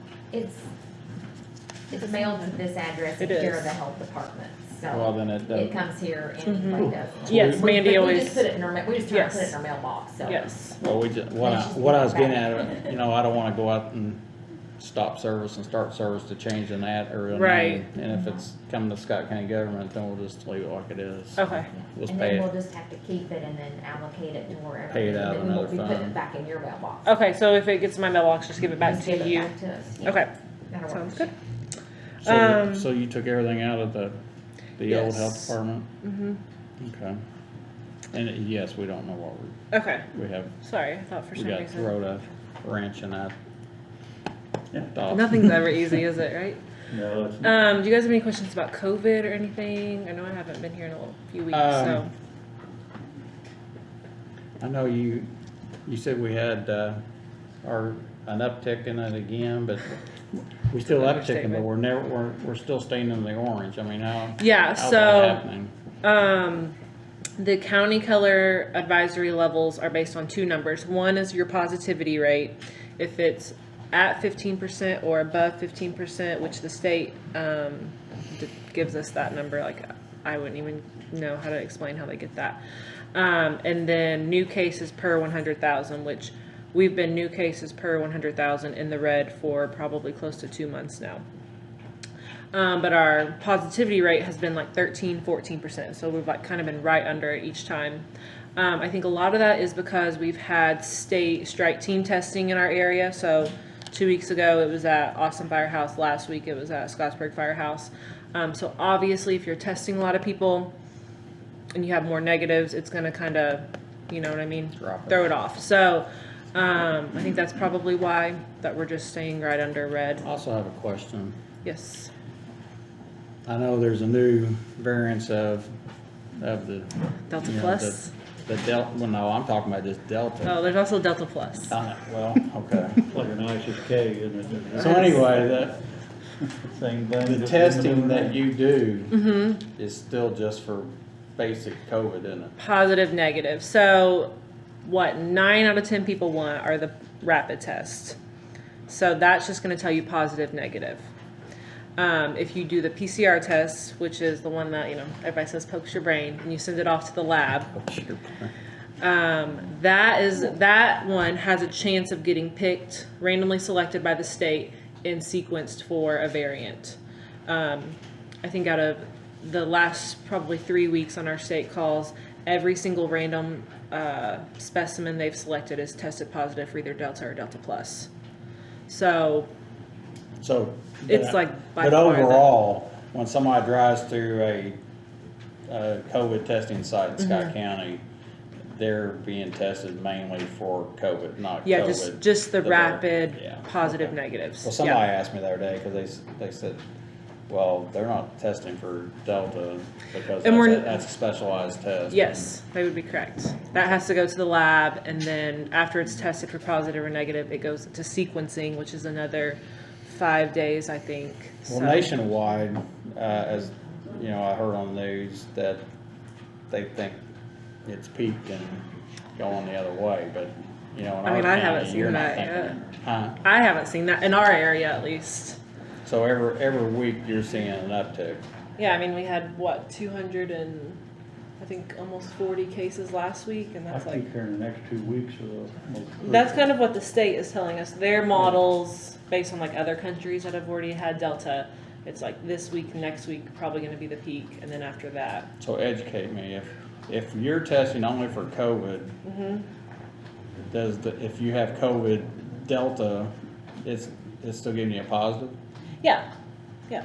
So you just don't know if you have the old version or the new Right. version? But I feel like I can tell, I feel like with Delta, it's, well, we know it's easily spread. So I feel like if somebody. Well, that's why the numbers are up. Yeah, and so I feel like 9 out of 10, like I just know it's probably Delta just based on the stories that they tell us of, well, I was at so-and-so's house and, you know, they just had a runny nose and then now I'm like sick 2 days later and like, it's just not, like I was talking about with the schools last year. I mean, we had a lot of close contacts with the schools last year, but very, very few transmissions. And this year it's just, all schools are like that. They're just seeing a lot of transmission and that's just because Delta is a game changer, unfortunately. Let me throw one at you. I just had a citizen send me something a little bit ago, and I'm not sure what they're asking, but I'll ask it. Okay.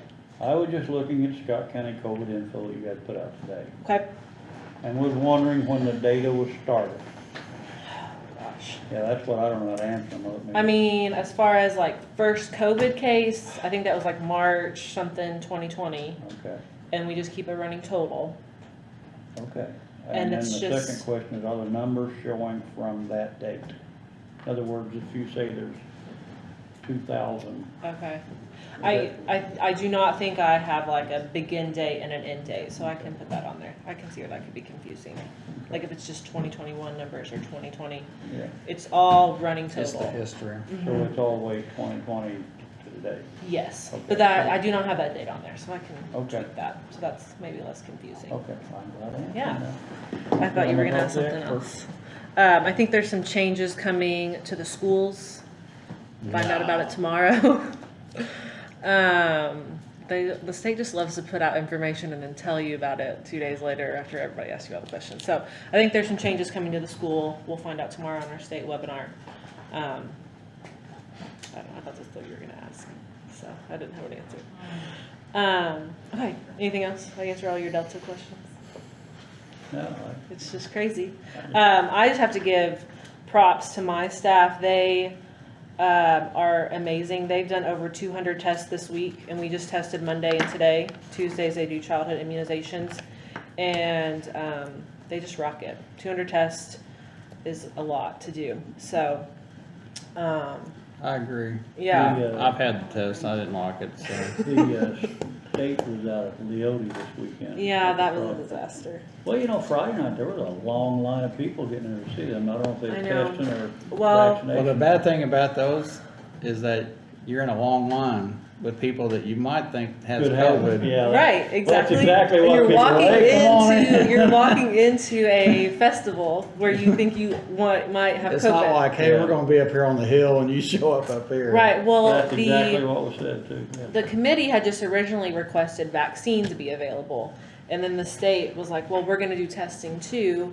And then when we called the point of contact at the state Friday morning to figure out where they were going to be, because people were asking questions on like where to go, and they didn't even know until 3 o'clock on Friday where they were going to be set up, and then we found out it's like by the middle of the festival, and then yeah.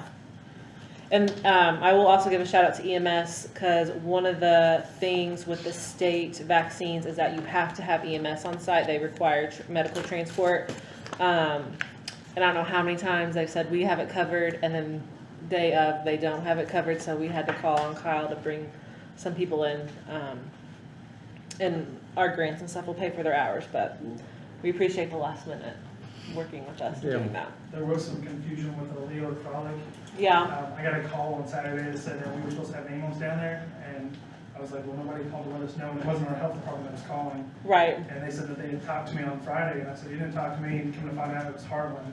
Yes. That's who the state's contractor through is Heartland. Yes. So they were supposed to have an ambulance down there, and then they eventually showed up late, I guess. Yes. But there were several citizens that called asking why we wasn't out there, and it Yep. wasn't because we declined, it was, they have a contract with Heartland. Yes. Heartland showed up. Who has a contract with them? The state. health Oh, department. okay. Yeah, because the Okay, state, okay. for all the I thought you state were talking about clinics. Leote was. No, That's that high dollar. Where'd that come from? Yeah, I can only imagine what they pay them. They made a lot of money at that festival. Yeah, so, yes, so everyone's been working really hard and it's really been an effort, so hopefully we'll Appreciate see the downward tick start to happen soon. Yeah, I know they're probably sticking a lot of people and Yes. prodding a lot of others. Yes, So. definitely. Okay, so if you guys are okay, I'll go ahead and talk about ADAP. Yep. Okay, so I don't know how often you guys communicate, but Mike had reached out to me last week because I was at the firehouse about questions with HIV medications at the jail, and I know this has come up. The ADAP, the AIDS Drugs Assistance Program, has come up a lot this year with the syringe service and who's going to pay and what's going to happen. So I worked with the sheriff's department. I tried to work with Walgreens. They did not get back to me as I'd like them to. So I will give you what I have, and if it's not enough, we can always come back next weekend or next meeting and talk about it again. So Mike's question was really about money, right? If you can pass that down to Randy, Well, please. yes and no. My question was, and I'll be simple, and I'm gonna tell you about, went to the hospital yesterday because I about stroked out of talking to a lady in Indianapolis. Will you pass that down to Zach too? Thanks. And, so anyway. Who were you talking to? She was just a legislature, what do they call them? I don't know, agent or something. Aid or something? No. Huh? Legislative aid. Yeah.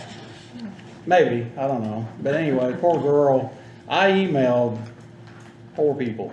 Mm-hmm. One of them runs the program, Mm-hmm. Mark Schelling. Schwerin. Mm-hmm. Didn't get a response. Yeah. And, my good nature, when I don't get a response, I just go to the next person, and if I don't get a response from them, I go to the next person, then I start calling senators. And then I get a response, but I get a response from this girl saying, yeah, I'm here to answer your questions. I go, but you're not who I emailed. Yeah. And she goes, well, I'm going to ask you questions. And I'm like, but you're not who I want to have the questions, responded from. Did she answer your questions? No. I didn't think Well, so. she did I guess in a diplomatic way, but I said, well, you're giving me estimates and I want facts. Mm-hmm. And I said, and then I said, so you're telling me this guy here, I've called him and I've emailed him, and you're telling me he's never going to talk to me. And she goes, I'm telling you he's never going to talk to you. Yeah, I'm like, well, you know what? I know how to drive to Indianapolis, so, but the point of it is Your that. wife knows how fast you drive. I know it, yes, yeah. But anyway, I guess that's the way government works, is that you have an email address and a phone number, but you're never gonna reply to somebody. So, that about struck me out, so. Yeah. But anyway, the simple question I have is, after 180 days, I wanna know who is still in jail after 180 days, and I guess a calendar technically. If a guy goes into, and there's 2 things. First of all, I want that number, and then I want to know, then I can associate how much money it's going to cost per individual over the 180 days. And I think that's, in my mind, pea-brain. I mean, that's a simple math question.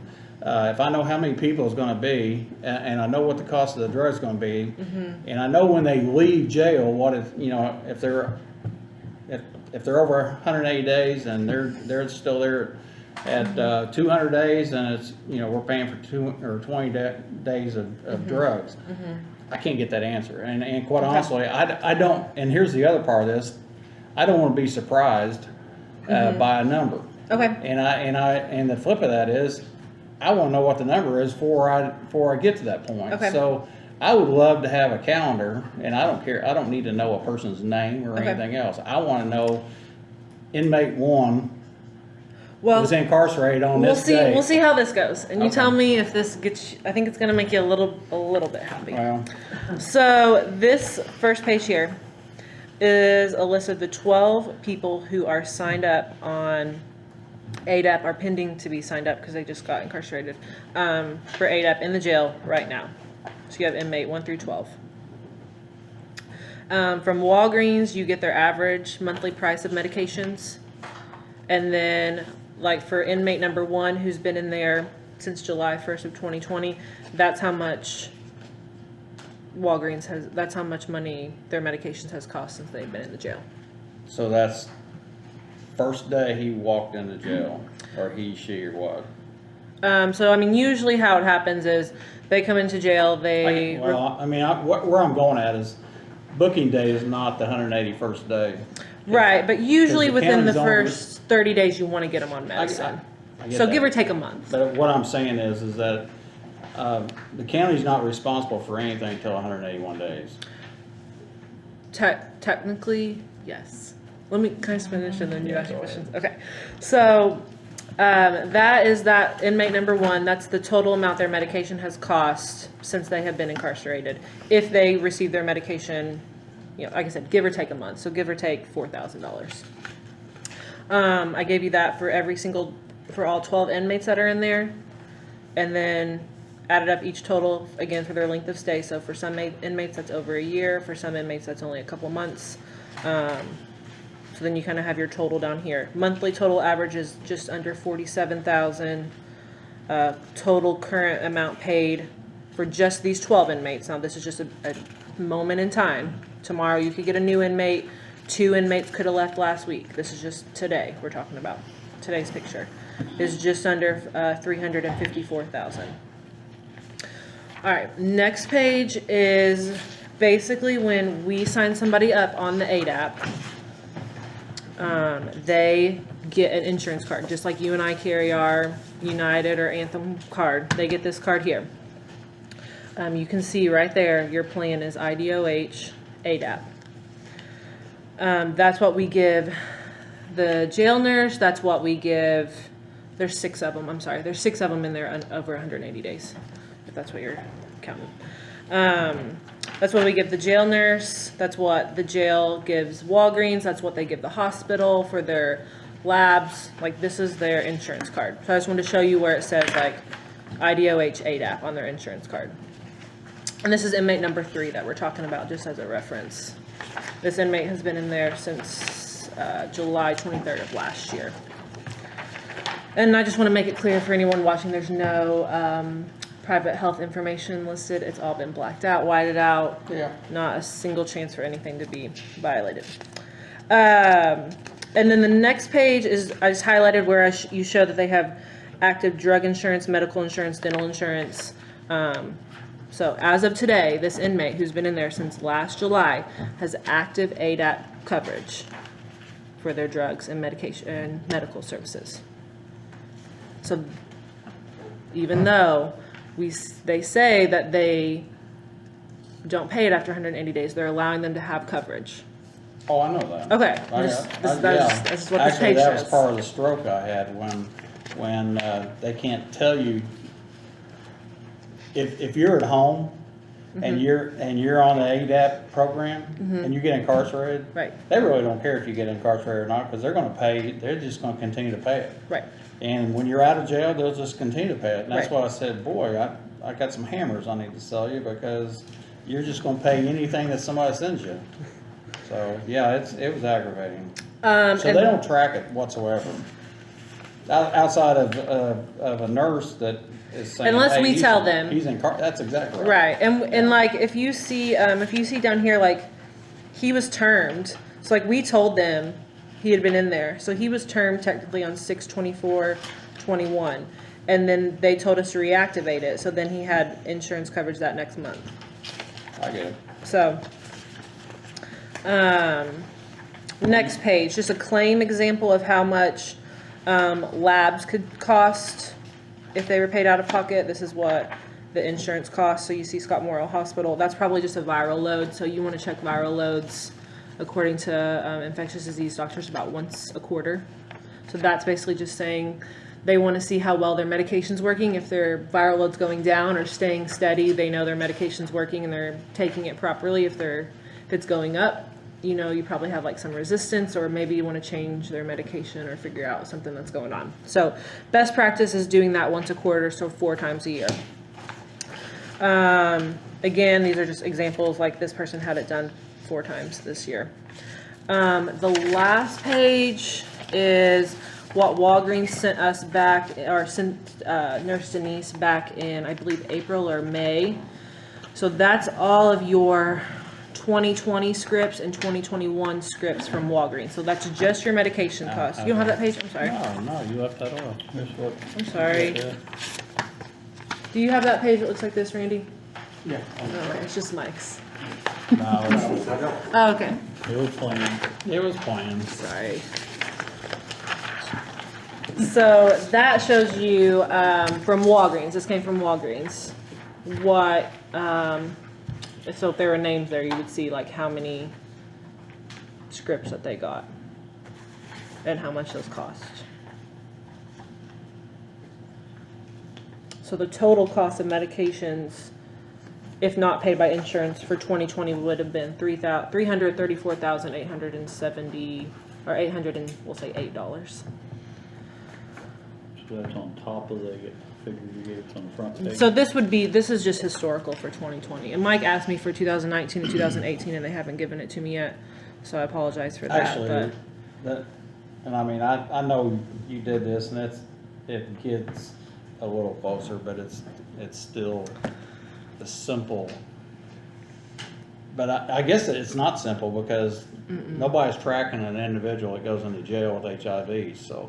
Well, and I think that's because, I've said this before, we're the only county that this state allows to do this. No other county has ADAP billing in their jail or insurance in their jail. And this started as of right now. And this started I mean, that's not our problem, right? Yeah, but I mean, but one of the emails that I sent last week was to Dr. Box because I couldn't get Jeremy she replied right away. She's the only one that does. But she sent an email and pretty much laid it out that, you know, the program is this. It's 180 days. After 181 days, either the sheriff has it in his budget or the county pays for it. So, yeah. And I think but the simplest number that I'm looking for is that, and these are good numbers, I guess, but I mean, but what I'm guessing because, but they're from the time the person booked in. And I guess I could go out and calculate it myself and say, okay, he's been there 180 days. After 181 days, this is what it actually would cost the county, not this number. So here. just take, I had to bring my phone up. I can do it. I mean, you can do. I will do it, but I mean, the point All you have to do is take that 4,000 times 6. That's your 180 days, and then subtract that from your 61,000. I know, I'm saying. I didn't realize that was what you. I just wanted to show that this is their average cost per month, and then this is what. I get that. Could have been. But the next, I mean, some of the other thing, and I've already had this conversation with some people in the judicial system, is why are some of these people still in jail after 180 days? I mean, and the reason being is that most misdemeanors and level 6 felons, you know, their sentences a year in jail, and they should have already been sentenced. They already should have been served or whatever. But I'd be curious why some of them are still there. Yeah. And I mean, I did my figures the other day, and I counted 100 or out of 165 people, there were 55 of them have been there over 180 days, and 30. Well, I won't even give that other number. But what? All you gotta do is call Jason Mount and Chris Owens in here and ask them. I told you that last time. They'd probably tell you, be happy to tell you, you know what I'm saying? I've had a conversation with one of them, so. Yeah, so that's the way to find out. So, the only one that can do anything. because he actually was kind of laughed about it, chuckled about it, said that he had just looked that up himself because he said, I was curious if, because of COVID and stuff, how many people are still hanging around that should have been processed, and if they're still there, why aren't they? So, and he, you know, there was some reasoning. So, but anyway, the one thing that I, as a representative of the county, is one thing I want to do is to make sure that we're responsible enough to know that here's the number that's going to come to us, or here's the money we're going to have to spend, and I don't want to be behind the 8 ball, somebody going, oh yeah, here's the number. Well, that's not the number, and I don't want to be surprised like I was with some stuff recently of another department of, you know, here's the number, here's, I knows what's gonna be the number, and here's what, here's what it actually is, so. That's why I said it should be a simple, thing. I don't know the person's name, I don't wanna know the person's name. I just wanna know, hey, this guy was incarcerated, he's on the ADAP program, and I'll do it myself. I'll start a calendar, and I'll know at 180 days if he's still there, or if inmate 1, 2, or 3, 20, or whatever it is. I know that I'm gonna be start spending, $4,000 or $3,500 or $3,800 a month on him. Right, So right. I think it should be a pretty simple. I mean, you got 12 people here. I had, as I told the girl in Indianapolis, there's 55 people. I mean, can you not find out 55 people? I mean, I don't know them, so. But. Yeah, I think what I've learned since dealing with care coordination and HIV stuff is that HIV and HIPAA and like privacy is like a whole other animal. Like you're saying, like they should be released in 180 days, and like maybe that's like. I think in general, like generalized, like maybe you're saying people are spending too long in jail, but you can't release somebody because of their HIV status. I'm not saying that at all. Okay. So I'm not saying that at all. If that person is a bad person, he needs to be in jail. I don't care what he is. Well, I think it's no matter if they're a bad person, they need to be in prison. Well, that's I think move them on to even prison, if not you do in let them jail. go, you I gotta mean, leave them with their medication. don't you? Yeah. Well, but they fall back on the program. Once that 180 days, they fall. If they're out of jail in 180 days or before 180 days, they go right out of jail and they're still in the program. They don't get cut off. Yeah. So Correct. that's what I'm saying. I mean, Right. that's why I question the judicial system of saying, 180 days, 6 months, you usually get a day for each day for good behavior if you're that person. So I mean, that's a year. So I'm not in that ballpark, but I'm asking questions over there as well. So Yeah. but the simple thing I wanted and is that I want to have a calendar so I know if that person's gone. Then I don't have to worry about that person. If that person's still there, then after 180 days, then I know when that 180 days is. So then I know every month after that, I'm paying this for this person. Yeah. I don't think that's impossible. I just don't think like you could ever like get on the inmate roster and figure out like we I'm would not have trying to figure out who Okay, it is. I know. I'm just. I get. I think with the I was visual. going to say it a while ago. There's 55 people over there that I'm not going to say it. No, just Yeah. what you The got? problem Jerry? is with the inmate roster is this, because of HIPAA, because of the laws, you can't just go in, the only time we can check medical records on an inmate is if they are incarcerated. And I know what you're saying, well, I don't wanna know who it is. Well, whoever was assigned to do that, if I assign Amy to do that, guess what she's doing? She's breaking HIPAA because she's finding out who it is. I'm going to disagree with you, Jerry, because That's the way it is. hang on a I'm just telling second. you, that's, I was a manager of a major company. I don't care, that's not the government. I'm just telling you right now, it's not the government, and So you, there's no way. so when let me stop. And what you can do is, you can do this, you can take somebody, we got over 1,000 prisoners a year. Okay, we don't have a computer where we punch in person with HIV. You can't do that because of the HIPAA regulations. Okay, we never had to keep that, this is nothing that's new, this has been going on since 2016. I get that. We've never had to pay for that before, so there was no database there. Now, beginning on January the 1st, that database will start because of the fact that we will be in charge of paying for those folks after 180 days. Let me ask you this: you being the sheriff and in charge of the jail there, are you telling me that your employees over there don't know who has HIV? Absolutely they do. They better Because have. they are incarcerated. They better have. That's why. While they're incarcerated, listen to this, while they're incarcerated, we have the ability to know who and who does not have HIV. Well, The minute that they walk out of the jail, okay, we cannot go back in the computer and say who had HIV. Does John Doe have HIV? No, we can't do that. I don't want to know. That's what you're asking to do. That's what you're No, saying. I'm You want to not. know how many people in the last 5 years have Well, I been did. in jail for 180 days. Well, I did ask that because I thought in the day and age of computers and reporting that that you would have that information. And let me back up a second, and that's why I got upset with Indianapolis, is that here's an organization that's running this program, and they can't find that information. And if they're writing a check after 180 days, you know, somebody I'd venture to say the State Board of Accounts like to know when does it switch over, because your policy says January 180. the 1st, that's what I'm saying, we will start keeping that database January the 1st, because that's when we'll have to start paying it.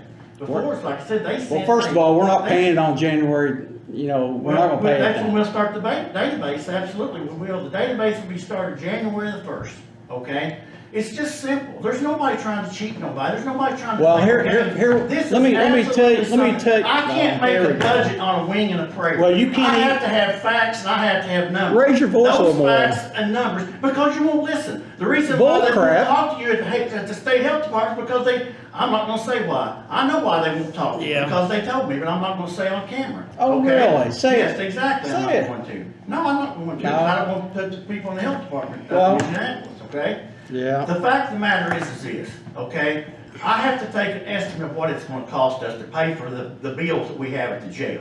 You're shaking your head, but I am you have gonna no shake answers it, besides because you what come in, Because you don't know what you're talking about. well, first of all, you don't know what you're Yes, I talking do. about. I've done the No, you research. don't. Yes, I do. Then how'd you come have up with no $2 idea million? what you're talking How'd about. you come up with $2 million? We have $200-some thousand, okay, that we get administered to us for hospitalization.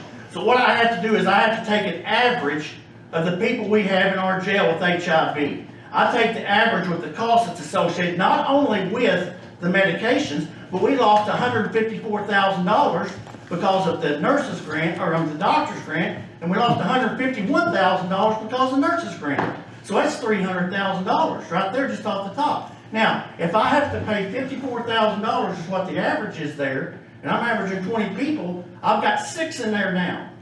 Okay, I've got 6 people in the jail right now that we would be paying for.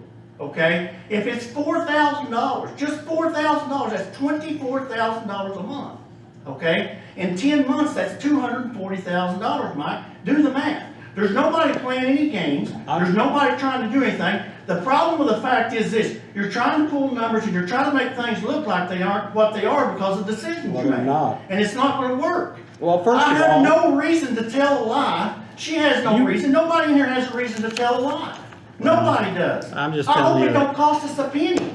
Oh. I'm a taxpayer here too. Well- But I have to budget for what I think it's gonna cost. Otherwise, I'll be more than happy to come back here every single month and tell you, I need $24,000, or the council, whoever it is. I I'll be think more that's- than happy to do that. I think that's probably what you ought to. You know what I'm saying? That's not a problem with me. But Okay? But I have to budget what I think the budget's gonna be. if you, and I know a councilman that did this, figured out that the $2 million that you're asking for, that if, after the 181 days, 47 people would have to be in our jail with HIV on the ADPA program for 2 years. Well, here's what, just on that alone, okay? Here's the problem you got with it. If one of those people get in there and they get full-blown AIDS, we have to sell the jail to pay for it. I have to budget for catastrophes, I have to budget for something that can happen. Yes, I sir. just can't say, oh, I'm gonna have 15 people next year with HIV that I'm gonna have to pay for. I don't know that. I don't hope we don't have any. Best case scenario would be 0. I don't- But I can't tell you that. The judge and the prosecutors are the only ones that can tell you that. The state won't tell you about the 181 days because the fact it's a HIPAA violation, Mike. They ain't nobody gonna tell this information to us. We don't have the information because we never had to keep the database, like I've told you 10 times before. Well, first of all- we didn't have to keep the database. First of all, somebody knows, I mean, you can throw the HIPAA thing up left, right, and 2 days to Sunday. Okay. But, you want, somebody knows those numbers. Oh, the State Department of Health, did they And tell you? you do too. No, I don't. You just said you did. I know my figures. That's absolutely. exactly right. But my figures are not, I'm going on the adjustment of what that is. I know what's been paid and what hasn't been paid. I'm not- They've got an insurance card, that's what you're not. I'm not focusing saying anybody, just let me talk a second. on. Well, I'm trying to, but what you're saying is untrue. No, it's not. Yes, it is, go. What am I saying that's not truth? You're trying to act like that we're not telling you the truth of how much money I need. I'm telling you what I'm budgeting in a budget. I don't know that I'll need $2,000. But I can't make a budget on a wing and a prayer. But you I have to can't, you make can't just budget throw a on number facts. out there. I did not throw a number. I told you, I talked to the local health department, the state health department, our nurse, other medical professionals, you know what I'm saying, on what I thought what the average would be. Okay? I just didn't sit down in my, you know what I'm saying, in a time off or while I'm branding a calf and say, oh, okay, I think this is what, you know, the money's gonna be. No. This is based on facts. But where I was getting it, where I'm trying to find a fact so I can justify what is being said. Right. As a That's taxpayer and as an executive board of this county, I'm trying to figure out, you got X amount of prisoners in there, X amount of prisoners over 181 days, X, you know, their medications as you got them down through here, or as Michelle's got them down through here, I can figure out how much that's gonna be. But if I don't know that number and it's just, hey, it's And between. you don't know and you will not know because of the fact that numbers and prisoners change. That's what I'm Well, let's trying to just say. give you an open-ended budget and we'll just say, Jerry, spend all the money you need. I don't need that. I need 1.5 minimum or a 2 point, you know what I'm saying, that, and then what's not used will be rolled over till the next year and we'll keep rolling it over. And hopefully, like I said, we don't need none of it. But like I said, I would be more than happy to come back and ask you every month for 24,000. That's just in the meds alone. You act like, I'm not a doctor either. I don't make the rules, I don't make the monies, I don't do that stuff. This is things I have to ask for, and I ask the professionals. The professionals are who I ask. Yeah, I did too. I don't hobnob nothing. I couldn't get anybody to answer it. You And know, nobody knows the answer or they don't want to give it to you. Well, there you go. So. There you go. I just wanna say real quick, that this probably really ain't going nowhere. But I think probably the best thing to do would be to actually have Jason out and you and us all sat down in a meeting in front of the camera, you know, and we need to figure out why they're spending over 180 days in jail and how we can keep them from doing that in order to keep Exactly. We can't, I'm gonna tell you, we cannot ask a sitting judge or prosecutor to disclose the bases for keeping someone in jail, on any particular case. I think you can look at the state. You could, I mean, it's hard to talk about averages, and I think what Mike said earlier, to the point of 180 days being a cutoff, I can see why the state would pick that number. Because the expectation is most crimes are gonna be misdemeanors. They're going to be fully served out at about 180 days, because you do technically get day-for-day credit. But I think you may have some people who are there on consecutive sentences, dealing with multiple cases, and I would hesitate to ask, that's just my opinion, I'm just gonna say, we cannot influence nor attempt to influence a judge's decision making. No, I'm not trying to influence them at all, but what I am trying to do is I'm trying to find out why we have such a big roster of people sitting 180 days when other counties are not facing this problem and they have just as many people with HIV as we do. I will say Jerry's issue. One person can tell you that, or two people. That's Judge Mount and Chris on. Those two. That's it. Period. That's the only ones that can tell you that. Well, I know that. I'm just saying, right now, you know, what you've got going on is a byproduct of what's going on up there. I'm just saying, Is I put together a professional budget, professional people tell me what. Right. Is this not a council You're- issue, more than a commissioner issue? Absolutely it is. So they're either gonna give it to you or they're not. Right. It's just that simple, and you gotta deal with it from there. Well, it's obviously bringing the bills. I know, but I mean, that's where it lies. I'm just saying, Uh, I don't believe that you are wanting $2 million just to want $2 million. Right. I believe that we need to work together with the judge to try to figure out how everybody else is doing this and we can't. I mean, what's the magic behind it? You know, because I will just I mean, put you're my not 2 wanting to cents on spend $2 million that. just to spend $2 Don't do million. it. I know that. You know, and we're just trying, you know, Mike, and we're just trying to make sure that we're doing our due diligence instead of just handing over $2 million. You know, I think I that doubt that they'll hand there over should $2 be a million way to quick. work this out. Yeah, and I'm totally agreeing with you, but the problem comes when is this, okay? Here's where the problem in there lies, all right?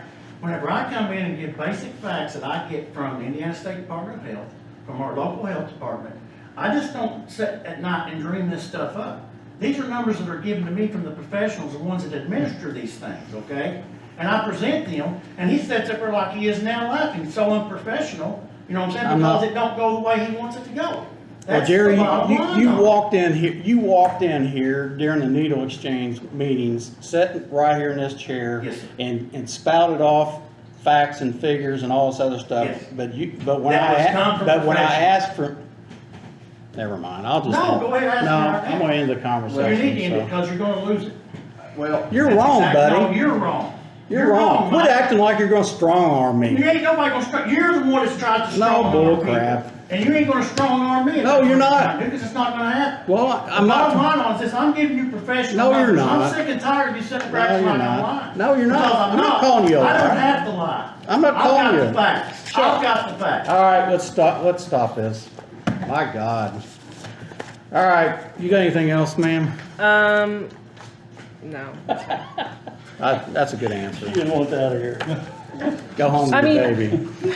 I feel like I need to say this. I feel like I need to say that, I'll speak for just myself. I feel like there's people in Indianapolis who have made verbal comments and guarantees of things that are gonna happen in January 1st. I can't give you an email, I think that's what you're struggling with right now, is that you want something responded to you in an email in writing and proof. If you're not gonna do it in writing where it's gonna be backed up, then it's. So I think that for myself, I've been made a lot of promises and guarantees that things are gonna change on January 1st. That will be very costly. But again, I can't give you an email that says that. Well, I guess- Wait a minute, I wanna say one thing. We all know in this room, I hope, that everybody knows, that this program was going away anyways. They have already said that. I have an email that says that too. That says what? The program was Eventually going away it was anyway. going away. The needle exchange program? Yeah. From the state? No, the 180 days. Oh, The 100, yeah, that it was going away eventually? yeah. They was gonna stop doing it. I was never, and again, I I think have this the goes email. back to comments that you've probably been said to, are different than what's been said to me in conversations with different people. The impression that I'm under is that nothing would have changed if our syringe service program would not be going away in January 1st. No. I've been. Hang on, what, you guys got, email from the state health department saying it's gonna do away with our SSP program in 180 days? No. No, that No. that you guys are gonna have to, or the county's gonna have to start paying for the insurance at 180 Okay, all right, days, I regardless if the understand. SSP program was valid on, or Okay. up and Well, running I on was January 1st. told that- I have never been told I that. have an email from Indianapolis that states that eventually was going away. And actually, Dr. Box sat right over there and said that us doing away with the needle exchange program didn't have anything to do with whether we got money or not. I took her comment as, I thought she said the only counties that we fund No. like yours are and that's what I've been told since then, is that like my grant that funds my HIV and my outreach coordinator, is that that money is from CDC. CDC best practices say HIV prevention, especially in a community like ours that has been linked to injection drug use in an HIV outbreak, is a syringe service program. And if this organization doesn't have a syringe service program, they can't validate why they should give us that $115,000 of funding. Now, am I still going to apply for that? Sure. But those are things that have been said to me verbally. I can't give that to you in an email, Yeah, right. you know? I mean, And so, and I think that's what the sheriff is saying, is that he's been verbally told that when his grant ends for the IU health contract for the jail nurse on December 31st, that he's been told verbally possibly that that's not, you're going to be responsible for those additional things on top of medications, on top of medical visits, January 1st, because of your county no longer has a syringe service program. Again, can I give you an email that says that? I can't. Has No, it we been can said give to me you in? one that says it was going away. I would love to see that, really, because who sent that to you? Actually, I think it was Jeremy? Micah. Micah. Yeah, I don't know Micah. Micah Becker. That's a name I have never heard. Well, you need to call the people I call. Actually, I thought it was Jeremy. Jeremy said that too, but I mean, because when after the needle exchange arguments and everything, I mean, I went back to Jeremy again because we were being told X, Y, Z. Well, I told Jeremy, I said, I need to know a fact, and he sent an email saying, here's what it is. And again, I think that their attorney probably says, well, you signed a contract with HRSA, which is their federal people, that says after 180 days, you're not going to pay for their medication. So they have to tell you they're not going to pay for it after 180 days. But what has happened in the last 6 years is that, like you're saying, they've never cared, they don't keep track of it, they just pay it. So actions speak louder than words. January they're gonna start paying attention to it. That's what, Yeah.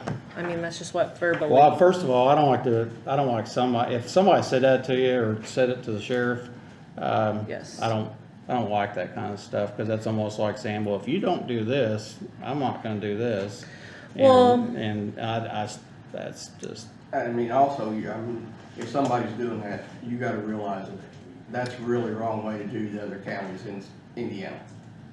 But no other county has went through an HIV outbreak, so I feel like we are in a very unique situation, from my perspective. No other county went through the testing that we did to find out if they had an outbreak. Sure. That's an important piece of the equation. Sure. I mean, and that's, I guess, has always been my aggravation with the whole Yeah. thing.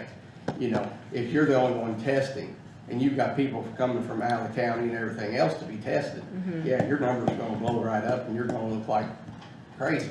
Yeah. You know, but, you know. Well, that's a whole thing. I'll send you an email.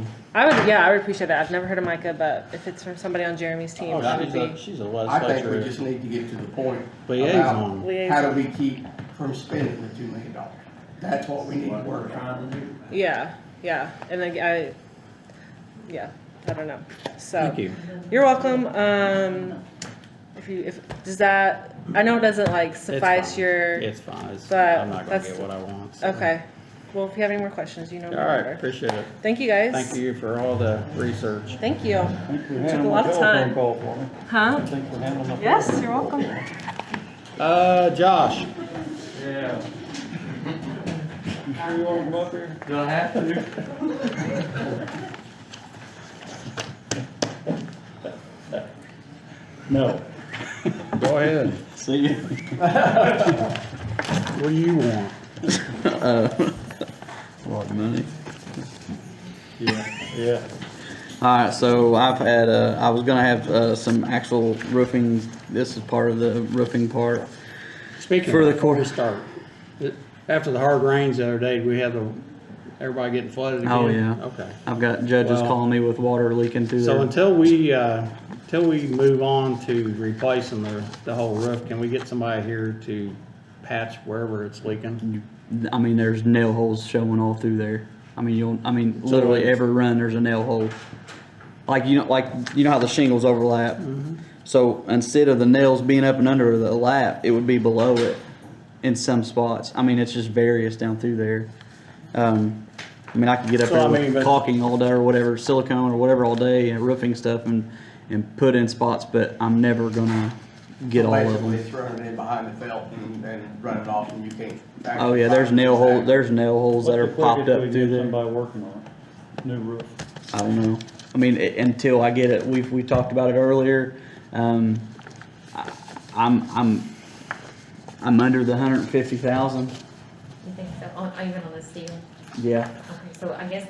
So I basically need to know, and we kind of need to know if we want to go, I know we've discussed it several times, if we want to go metal, what gauge we want to go with. I will say that metal, in a shingle roof, it absorbs the heat, and we have a lot of heat in the inside. A metal roof, yes, it costs more, but it's going to last 3-4 times as long, and it will reflect it. Is it hotter than heck to touch? Absolutely. But It's gonna be on it. Right. It ain't like a lot of people is gonna be up there. Right, but it reflects it, and so supposedly, a government thing, somebody else may know more of these guys, a lot of these companies that I had went got quotes from, they are, telling me that we can possibly get government, energy saving stuff. I don't know if that's true. I don't know how true it is. Like money or rebates? or Rebates, something? basically, I guess.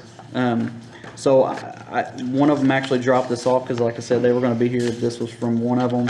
You might have to pass it around. One is actually for shingles and one is for metal, but I just kind of need to know today if you want to go metals or shingle. I have colors. I have what this is for this company. You're more than welcome to look at those. And then I guess the other question would be, and I mean, it may not even been a question that was asked, but when could somebody even do this? well, If we say go with $150,000, I think we've kind of already done that, and we say metal, and the council don't fund it. Then we're back to square one. Again, yeah. But like, you haven't actually been to the council yet, have you? I have not. They actually, a few of them actually is who told me to come to you guys, get the say so on a few things, and then take it to them. But like we talked today, if it's over 150,000, we have to do seal bids. Now, So the highest bid here for a metal roof is 148,000. and then so this is the I know. This is the other one. Is this royalty? Yeah, that's their colors. So this is the one, and I know it's probably kind of difficult to You got any local bidders? find it. The ones that we did have, they backed out. Okay.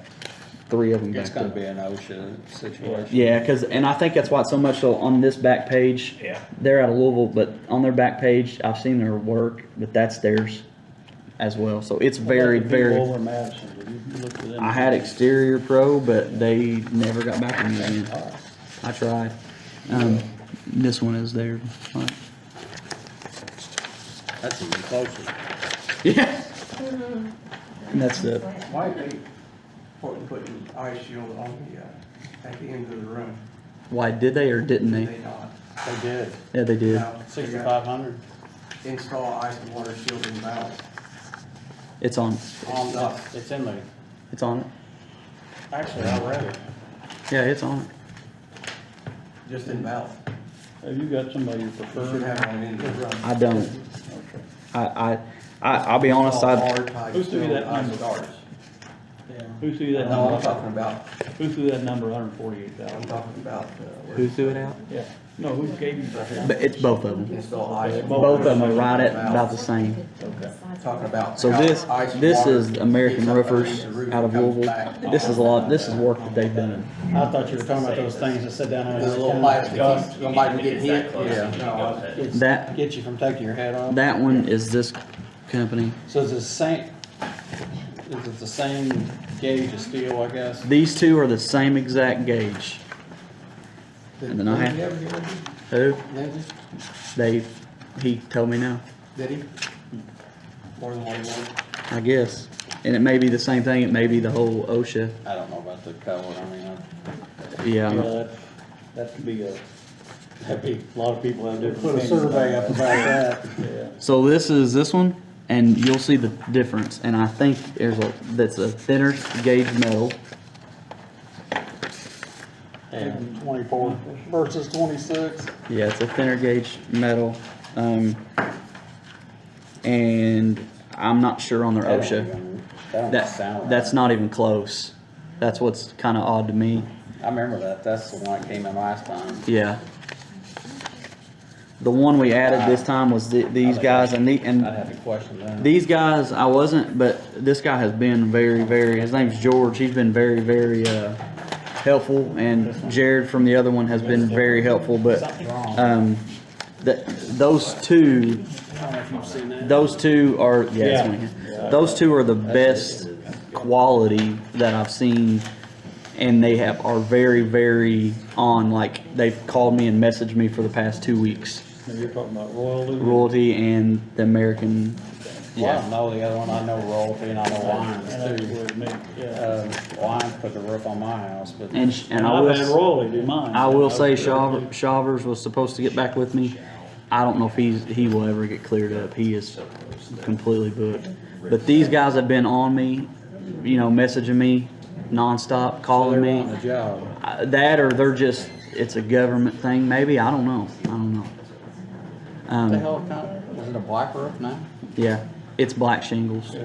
Mhm. Yeah, I'm not gonna pick on it tonight. I sometimes think the women pick better on the colors than we men can. I'll make a motion to go with metal. I agree with that, yeah. Then we'll see what the council thinks, but I feel like that. So, I we're guess not dead set and we don't have to give them a color tonight. no, but my thing is, I don't necessarily know if we want to choose one of them yet, or if there is a price that I go to council with. Is that, or do I have to actually have? I don't know. They wouldn't choose who we're picking. They just fund it or not. Yeah. Zach speak to this That's about up to the us. public purchasing code.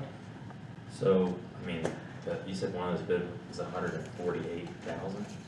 One's 148.9 and the other one's 48, 148. 992. Yeah, whatever. We just should So- put 150 out there. And one's 92. The requirement is for 98.7. anything exceeding 150 or at least $150,000.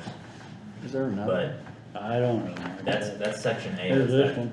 Maybe That's that's. statute. Section B is a No. requirement of things that you have to go through if it's gonna be more than 150, so I know they've given you a bid of less than, but if we were to exceed at any point, somebody could say, we didn't go through any of the proper processes to get something like this approved. I would say the safest thing, probably the best thing fiscally, would be to go through a sealed bid process like the statute sets out. Cause Um, it could the other- exceed, yeah. Well, it could exceed, I mean, yes, We're that's the basic point. Sealed bid's always better. Yeah. I think We're so. towed up to that line, and I'm a little Well, bit even nervous if because it's- on this side's of the roof, Even if one it run is, of it's still under and flat, we're you know, good. So I'd tell them I guess we can, Randy made a motion to go with the metal roof. I think we can say yes, we're gonna do that, and then we'll just tell your 2 or 3 bidders, you need a bid, and Sealed bid. here's what we want, and it's a sealed bid. And quite honestly, I would say Then it's up to us. that it has to be likewise, all of them have to be, you know, hey, you're bidding the same thing. Right. You know, so it's not one saying, well, I didn't know I was doing that, I'm So doing one thing this. you can do tonight is go ahead and kind of approve like a general plan with material requirements, what you wanna see in color, Yeah. anything else. Because that's what you put out as, for people to bid at. And every bidder has to have the same Yes. specs. Yes. Yeah, yeah. Or likewise. Not so specific that you would limit like competition to like one Yeah, okay. specific bidder, but general enough Did you that go with that? they still have to meet within a specific requirement. What is ours? so what's our No. gauge? Like the Like Madison the Courthouse. gauge, Yeah. I think if they say metal with a gauge. Of course, that's all copper. Then we that know is for what quality is steel, so they They can all got quote the government same paper, all gauge as that. steel. Insurance. What's your gauge? I think you seconded Randy. There was I a did. there was a 24 gauge and a 26, there's only one with a 26 gauge. What do we need, Josh? What gauge? 24, 25. I go 24. We go 20, no, the 20, yeah, the 24. We Yeah. need to, that's what 24. we want. Yeah, you want to go with the 24, it's thicker. And it all depends too on the size of their, that you have a 12 inch, you have a 16 inch, and you have, I don't know if you have a 24 inch These or are not. this one's 16 and I can't find the bid. I for don't the- think you do on Sandy Seam. The 24. When you got those original bids, what did you submit to the, like what kind of specifications? Yeah, I think about it. Because that's kind of what we would need to. So basically, what I tell them is I send, so I get stuff like the roof we have behind you, picture. We need a standing seam metal roof, because that's what I was, and that's what I go out with a quote. So I don't Why don't we? technically say it's hard because not everybody's the same, and not everybody's going to be the same. That's what's hard. Well, one thing, I'm sorry. One thing I would like to throw in here is that what we just talked about. I would like to see water and ice shield put Good underneath stuff. all along the eaves. Why don't we do this, because I'm not a contractor, and I don't know much about construction, so why don't you get with Josh and come up with specs for the roof? And then bring it back, or not, I mean, just say, hey, 20. Yeah, so like 24 gauge, and needs to do this, So, and do that. yeah, so essentially you could table the discussion of the specifications to the next meeting, put together the specifications that you want them to Yeah. So approve and publish. on this one, it does install MSA high temperature ice and water shield to the existing wood deck. So they're, I mean, that's what they're doing. It's on number 3. Yeah, I'm for that. It's, I mean, I'm pretty sure both of them are the almost the same exact. Well, one was just saying the valley. If we give you the next, Which is great, you want it there, but I think you also need it, you know. if we give you the We're talking next 2 about weeks, you can something that should last communicate back 50 and years. forth with all of us along the process. Yeah, the only thing I need to do is because their meeting's gonna be the 14th. The council, I need to be able to go to them. I don't know how else to do we it. don't have a meeting for them, do we, or do we? No, I don't know that you have to go to them until you get the commissioners lined out, because that's the whole thing. Commissioners need to. Right, but I just don't wanna keep pushing this back like we pushed it back for 2 years. But they're driving this one, Josh. No, I They're know, driving- yeah, I'm just because saying. the council can't I drive it, they think have we're to. gonna make some decisions tonight, if we're not all sure what we're doing, and we hate to rush into something. I think we need to, we get So Randy we need to get a should packet withdraw his together to motion. send out to people, say, here's what we're asking for. Yeah. And if somebody deviates a little bit, then it'd be up to us whether we wanna accept those deviations or not. What I can do is I can print you out, and I may not help you that much, but I can print you out the statute of what we have to be able to tell bidders. Yeah, that'd be fine to send And them. explain to them that, and then you come back with any kind of general specification that, I mean, you could talk about what kind of metal you want right now, so that he can know what he's gonna include. Well, as long as I know it's metal, we just gotta come up with a, The we just gauge got, well, we know we wanna go with 24, or 26, or, yeah, 24. And I have a notice to bidders package that if you wanna get with me, we can go through that and make sure that it's probably based on that. And I can cut to the chase. So if you want me to help him with that, then we double check it with you. How's that? That's Is fine. that good? And Randy had a motion on the table. I'll pretend John didn't second that. And if you wanna withdraw your motion and say that you would like to withdraw your motion you made about the metal roof and table that until specifications are determined for the next meeting, that would be a really good motion. Does that make What do you sense? Cause he had I a withdraw motion my on the motion, table. but, I mean, the Yeah. only thing I can say is that the number is so close to the requirement that you're running I a wouldn't- risk. I So wouldn't risk it. what you decide. Metal is may your go up. decision, But I mean, I can only, Remember when we were stopped for several meetings Oh, yeah. because of the bid process? Alright, Okay? All right, one more thing. what? No, I'm sorry, a couple things. I'll be quick though. So, I talked to Kevin, that hole out here, that little sinkhole we have. I mean, a big we're sinkhole. Yeah, big sinkhole. We're gonna dig it back whenever they get time, and then we're gonna see what it is. Snow's gonna be fine. Well, we're gonna have to put some, what'd you say we was gonna put in there? We'll put some geotextile in there and fill it up. Filled up, and then we'll get a line trenched over from that one pole light. So is it more than one, you think? Of course, once you It's start just digging, so you hard to- yeah. may dig up some bodies out there. Yeah. So, be interesting to see if Hawk pops up. and one more thing. I came to you last time, if you told me to bring it Are again. you Paul Harvey? Yep. One more thing? So, Teresa has found I have the money in my budget.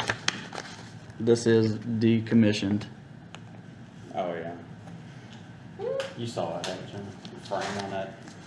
On the vehicle Trailblazer. He's supposed to have been There's driving. there's holes through the frame and everything.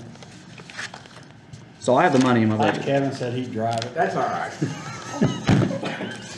I have the money in my budget, but this is coming out in October, end of October. It's 40 miles a gallon.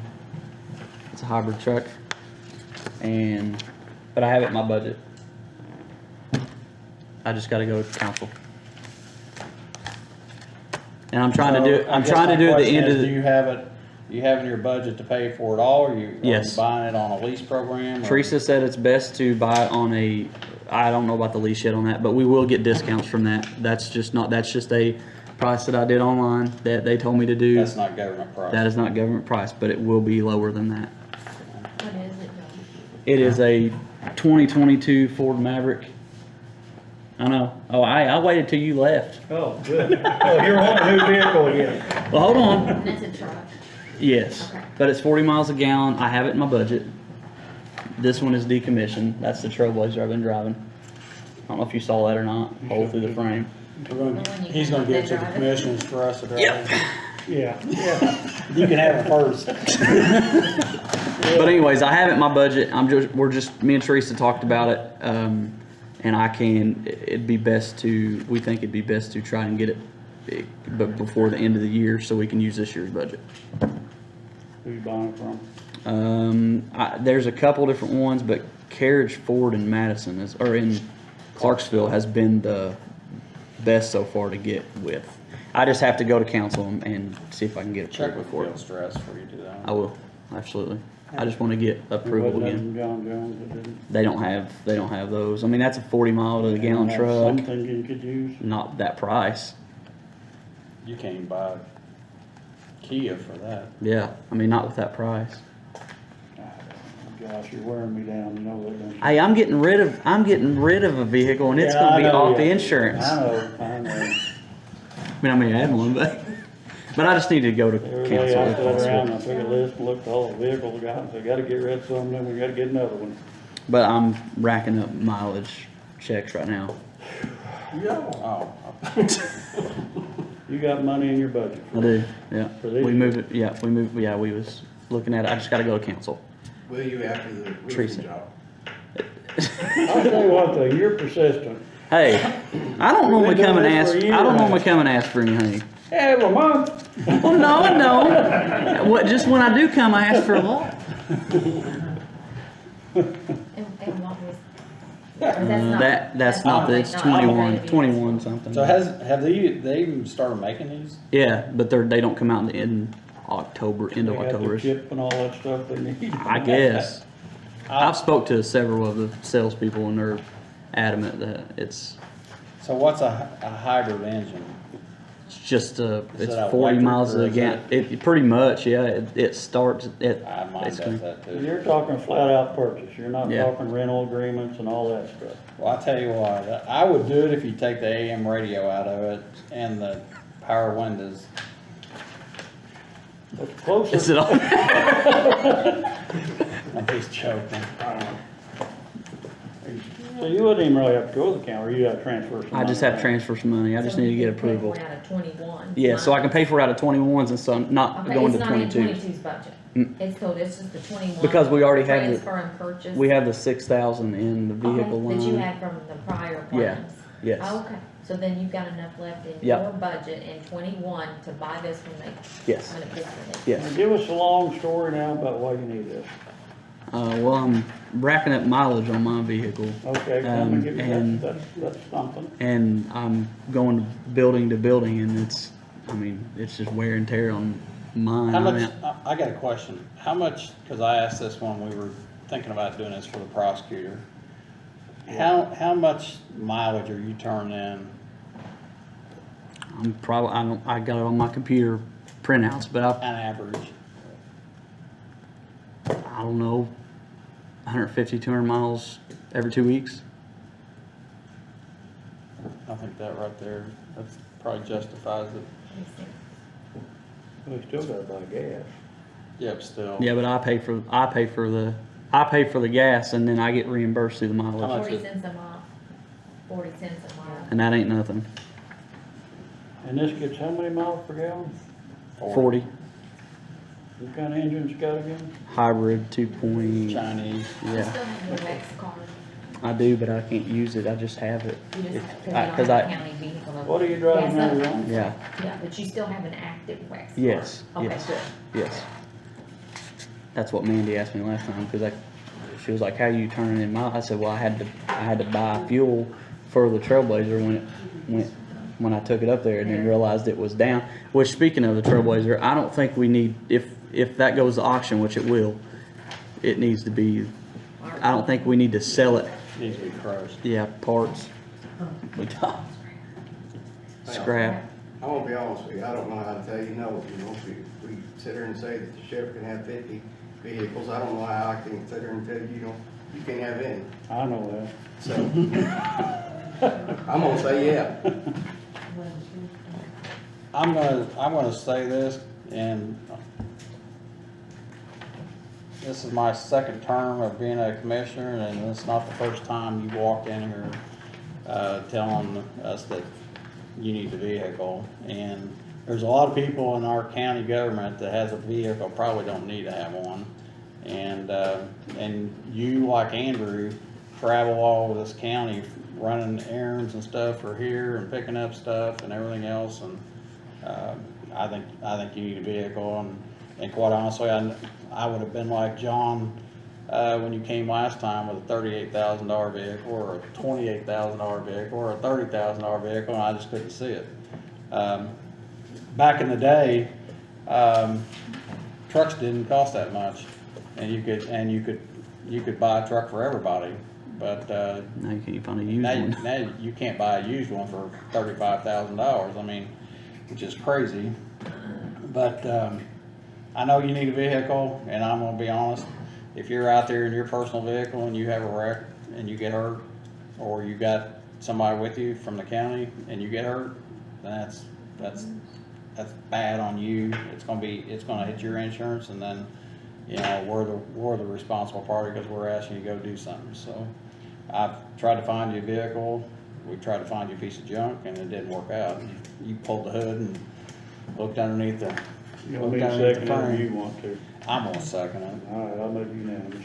But I just think it's time. If you got the money and you've saved your money, now if the lights go out tomorrow, then, and you go, I don't have any light bulbs. Don't do that, because I got new lights. Hey, I got new lights that go in. You wore me down, buddy. You did. You just wore me down. That wasn't We're on gonna the get you an award. agenda. That was not on the agenda. Was it not maintenance That means thing? you can't do it, sorry. No, we gotta first make a motion to amend the agenda for the vehicle purchase and All right, maintenance. withdraw the motion. Okay. I withdraw. Withdraw. It says maintenance update. Withdraw the Not motion. It was update from the last one. You would need a unanimous motion to amend the agenda, Alright. to add in. Oh, I can screw this up again. Again. Again, Okay. still. Randy? Alright, I'll entertain a motion to, I'm going backwards tonight. And it's okay. You're good. We'll get forward again. I'm gonna ask Randy to Yeah, I did. amend his, Yeah, and he did. I did. Now I'm going to ask for Unanimous. us Make it to, unanimous. now I'm going Make a motion to amend the agenda. withdraw. Withdraw. Okay. Okay. I make a motion to withdraw. And you have to withdraw your my second motion. then. I'm gonna withdraw my second. John? I make a motion to whatever you wanna do. Okay, now we need to amend the agenda. All right, to I'll include- Randy makes a motion to amend the agenda to add a vehicle purchase for the county maintenance. I'll second that. Yeah. John makes it unanimous. Now, Now I make a motion for Josh to use his budget to buy him a. As long as it's in the budget, that's the key. For $21,740. Don't come in at Hey, something else. I'll second that. Yeah, I'm So down. you're gonna, you And- made a but- motion to use his 2021 funds for the purchase Of of a. 2022 Maverick. Yeah. Well, we also, And let's throw the price in. I don't wanna come in here. Well, that's- with it's below He- that. He's gonna get it cheaper. that's right? not government pricing. Okay, I don't want him to come in saying 30,000. It's No, 20, he's- it's Not to 21. exceed, Why don't you say not What? to exceed? not Not to to exceed. exceed 20. 21,740. $21,740. Now, Now the challenge is on you. Now I'm gonna give you something, because this guy over here said he'd never allow somebody to buy something without bringing your budget in here, so he could see that you have the money. Okay. Don't withdraw that. Yeah. Don't do it yet, though. I'll come back with it, though. Well, but you said that you and Teresa Yeah. both have went through this. Yeah. You know 100% sure Yeah. that you got the money, right? Yeah, yeah. I do. bring me the paper. All right. And then- I will. The price is good, you can't. Yeah, I will. You can't beat that. Well, for if he me. doesn't have it, we can't write the check. Yeah, that's right. How's that? Is that good? And you know when you go, tell them they can't go over that price. Congratulations, Josh, you are now bona fide.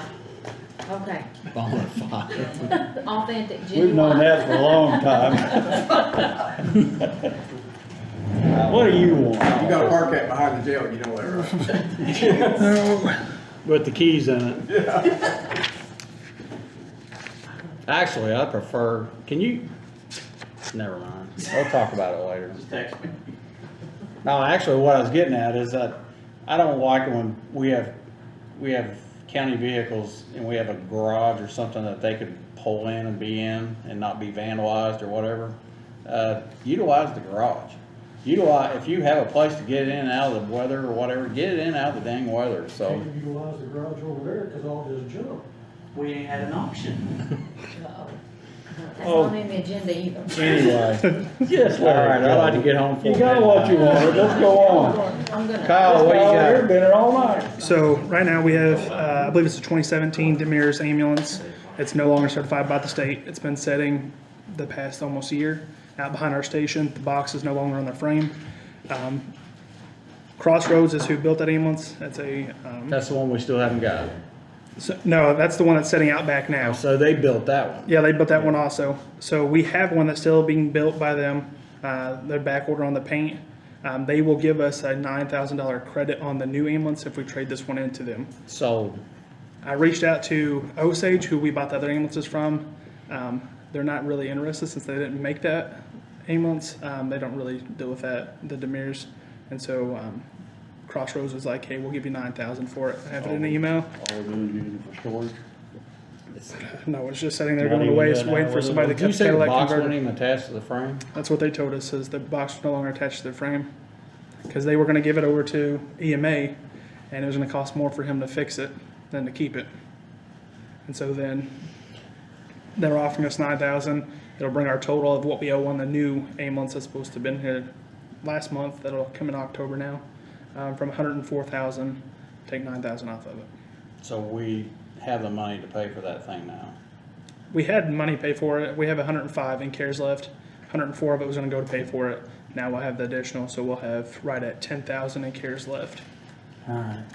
If you guys approve for me to trade that in, but. Well, 9,000 is better than nothing, so. Money we wouldn't have. Yeah. Comes off top of the new one, doesn't it? Yeah. Yes, sir. Yeah. I make a motion, we grant you to sell the Demir's ambulance. Mears ambulance back to Crossroads to give us a $9,000 credit on our ambulance that's coming. Yes, sir. I'll make that unanimous. That's a godsend. Come Thank you. get it, quicker the better. So, yeah, right. So I was talking to John. What I was initially going to try to do was some of that money we saved from there. Our vent that we have is currently down. Our ventilator for vent patients. Oh, okay. We only have one. I'd already put in the budget for next year with council to buy 2 of them because we've only ever had one at the Not service. one in a box back here someplace? No, I Haven't wish. you been borrowing from the hospital now? So whenever it failed, the BiPAP, so the vent is 2. It has the ventilator and then the BiPAP, which is right now they're pushing for COVID patients to more go on the BiPAP. That way they're not intubating them to actually breathe for them. They're just assisting them and ventilating them, and they have a more chance of coming off the BiPAP than they do the vent. So we've got an increase of BiPAP patients being transferred out, but we have no BiPAP currently. We've had to borrow the hospitals, which is at the discretion of them. Anytime they say no, then it's kind of we're crap out of luck because it's our fault. But to resurrect all this, I found money to move over. We had an education fund that took some of our TIF money. I got with Teresa today, and I brought that with me so you have it. So I've moved it over to the education fund. They gave me $6,066.70 in TIF money. A new vent costs $6,046.50. So I already have it in my budget. When I leave here tonight, I'm going to submit that purchase. I just wanted to make you aware since we talked about it. I'm also going to let council know. I'm going to take it off, one of the vents off for the budget for next year. But I just want to let you know that's what So I was. you're buying a CPAP? No, it's a vent. They're built together. So it's like a switch. You can switch it on to give breaths. It's a ventilator. You turn that switch off to give breaths, then it's a BiPAP. So it's, I know people, especially this COVID, and actually, my mother was on one not too long ago, because they said, you know, vent or no vent. She wasn't COVID, this was something Yeah. medically related. And so they put her on CPAP, which is the weirdest machine you ever seen in your life. so that's different from the vent and BiPAP both. That's another one. Alright, so we don't have that. So our CPAP, we don't have a machine for it. We have the actual tubing, and it's a specialized thing that's made onto the mask for CPAP. The BiPAP is a constant positive pressure to keep the lungs inflated, blows off CO2. Whenever they breathe, it fully breathes in their oxygen for them, or assists them in breathing in. Whereas the vent, they're on a tube, they're not breathing on their own. The machine's breathing for them. But So you're gonna buy one? I'm gonna buy one, and then here is Teresa's to show what we had the ending balance for TIF. Here's ours that we budgeted EMS, so they line up together. Pass this down. Brought both of them, so we'll have a little, like $24 left over out of the TIF money after we buy that. Well, that's a necessity, and then quite honestly, it's, I've seen it work, or actually I've seen the BiPAP thing work. It's like wearing an air mask, the old air mask where you had positive Yeah. pressure in your face all the time. Yeah. And actually, if you pull it off there, it Yeah. breaks seal, it starts squealing. Yeah. So anyway, go ahead. So the other thing that I was coming for was the Safe Haven project. Hang on, do you need us to authorize that? Yes. For you?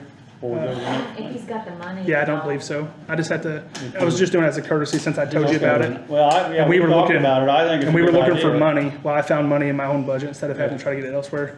And I'm gonna do the same thing to let council Okay, know. all right, well, I'm for it, yeah. I don't know what You got money in it for you. I don't know. Hey, Don't go there. yeah, it took some digging, I'm not gonna lie. Oh, Ain't buying you new vehicle. Yeah. So, This is Randy's proof that it was in your budget, right? yeah. There we go. Don't trust them, Randy. So, the other thing bringing is, the Safe Haven project. Sheena started it. Our goal was $25,000. We only needed 10 to get the box and have it installed. And the rest was gonna be maintenance fees and, advertising for that. We've got quite a bit of donations since Sheena left as well. We're up to $14,562. Actually, 14 what? $14,562. Actually, I had the organization call me yesterday, and it's a big organization here in our community, and they're wanting to give to that, and they wanted to know how much was still left to pay. We have So you're roughly $9,000-10,000 away from just a your little goal. over 10, yes, sir. So, and like I said, I don't know how much they're talking about, but they also want to know some, hey, you know, did he have a flyer or something? So I had, That for organizations to see how the money and all that other stuff?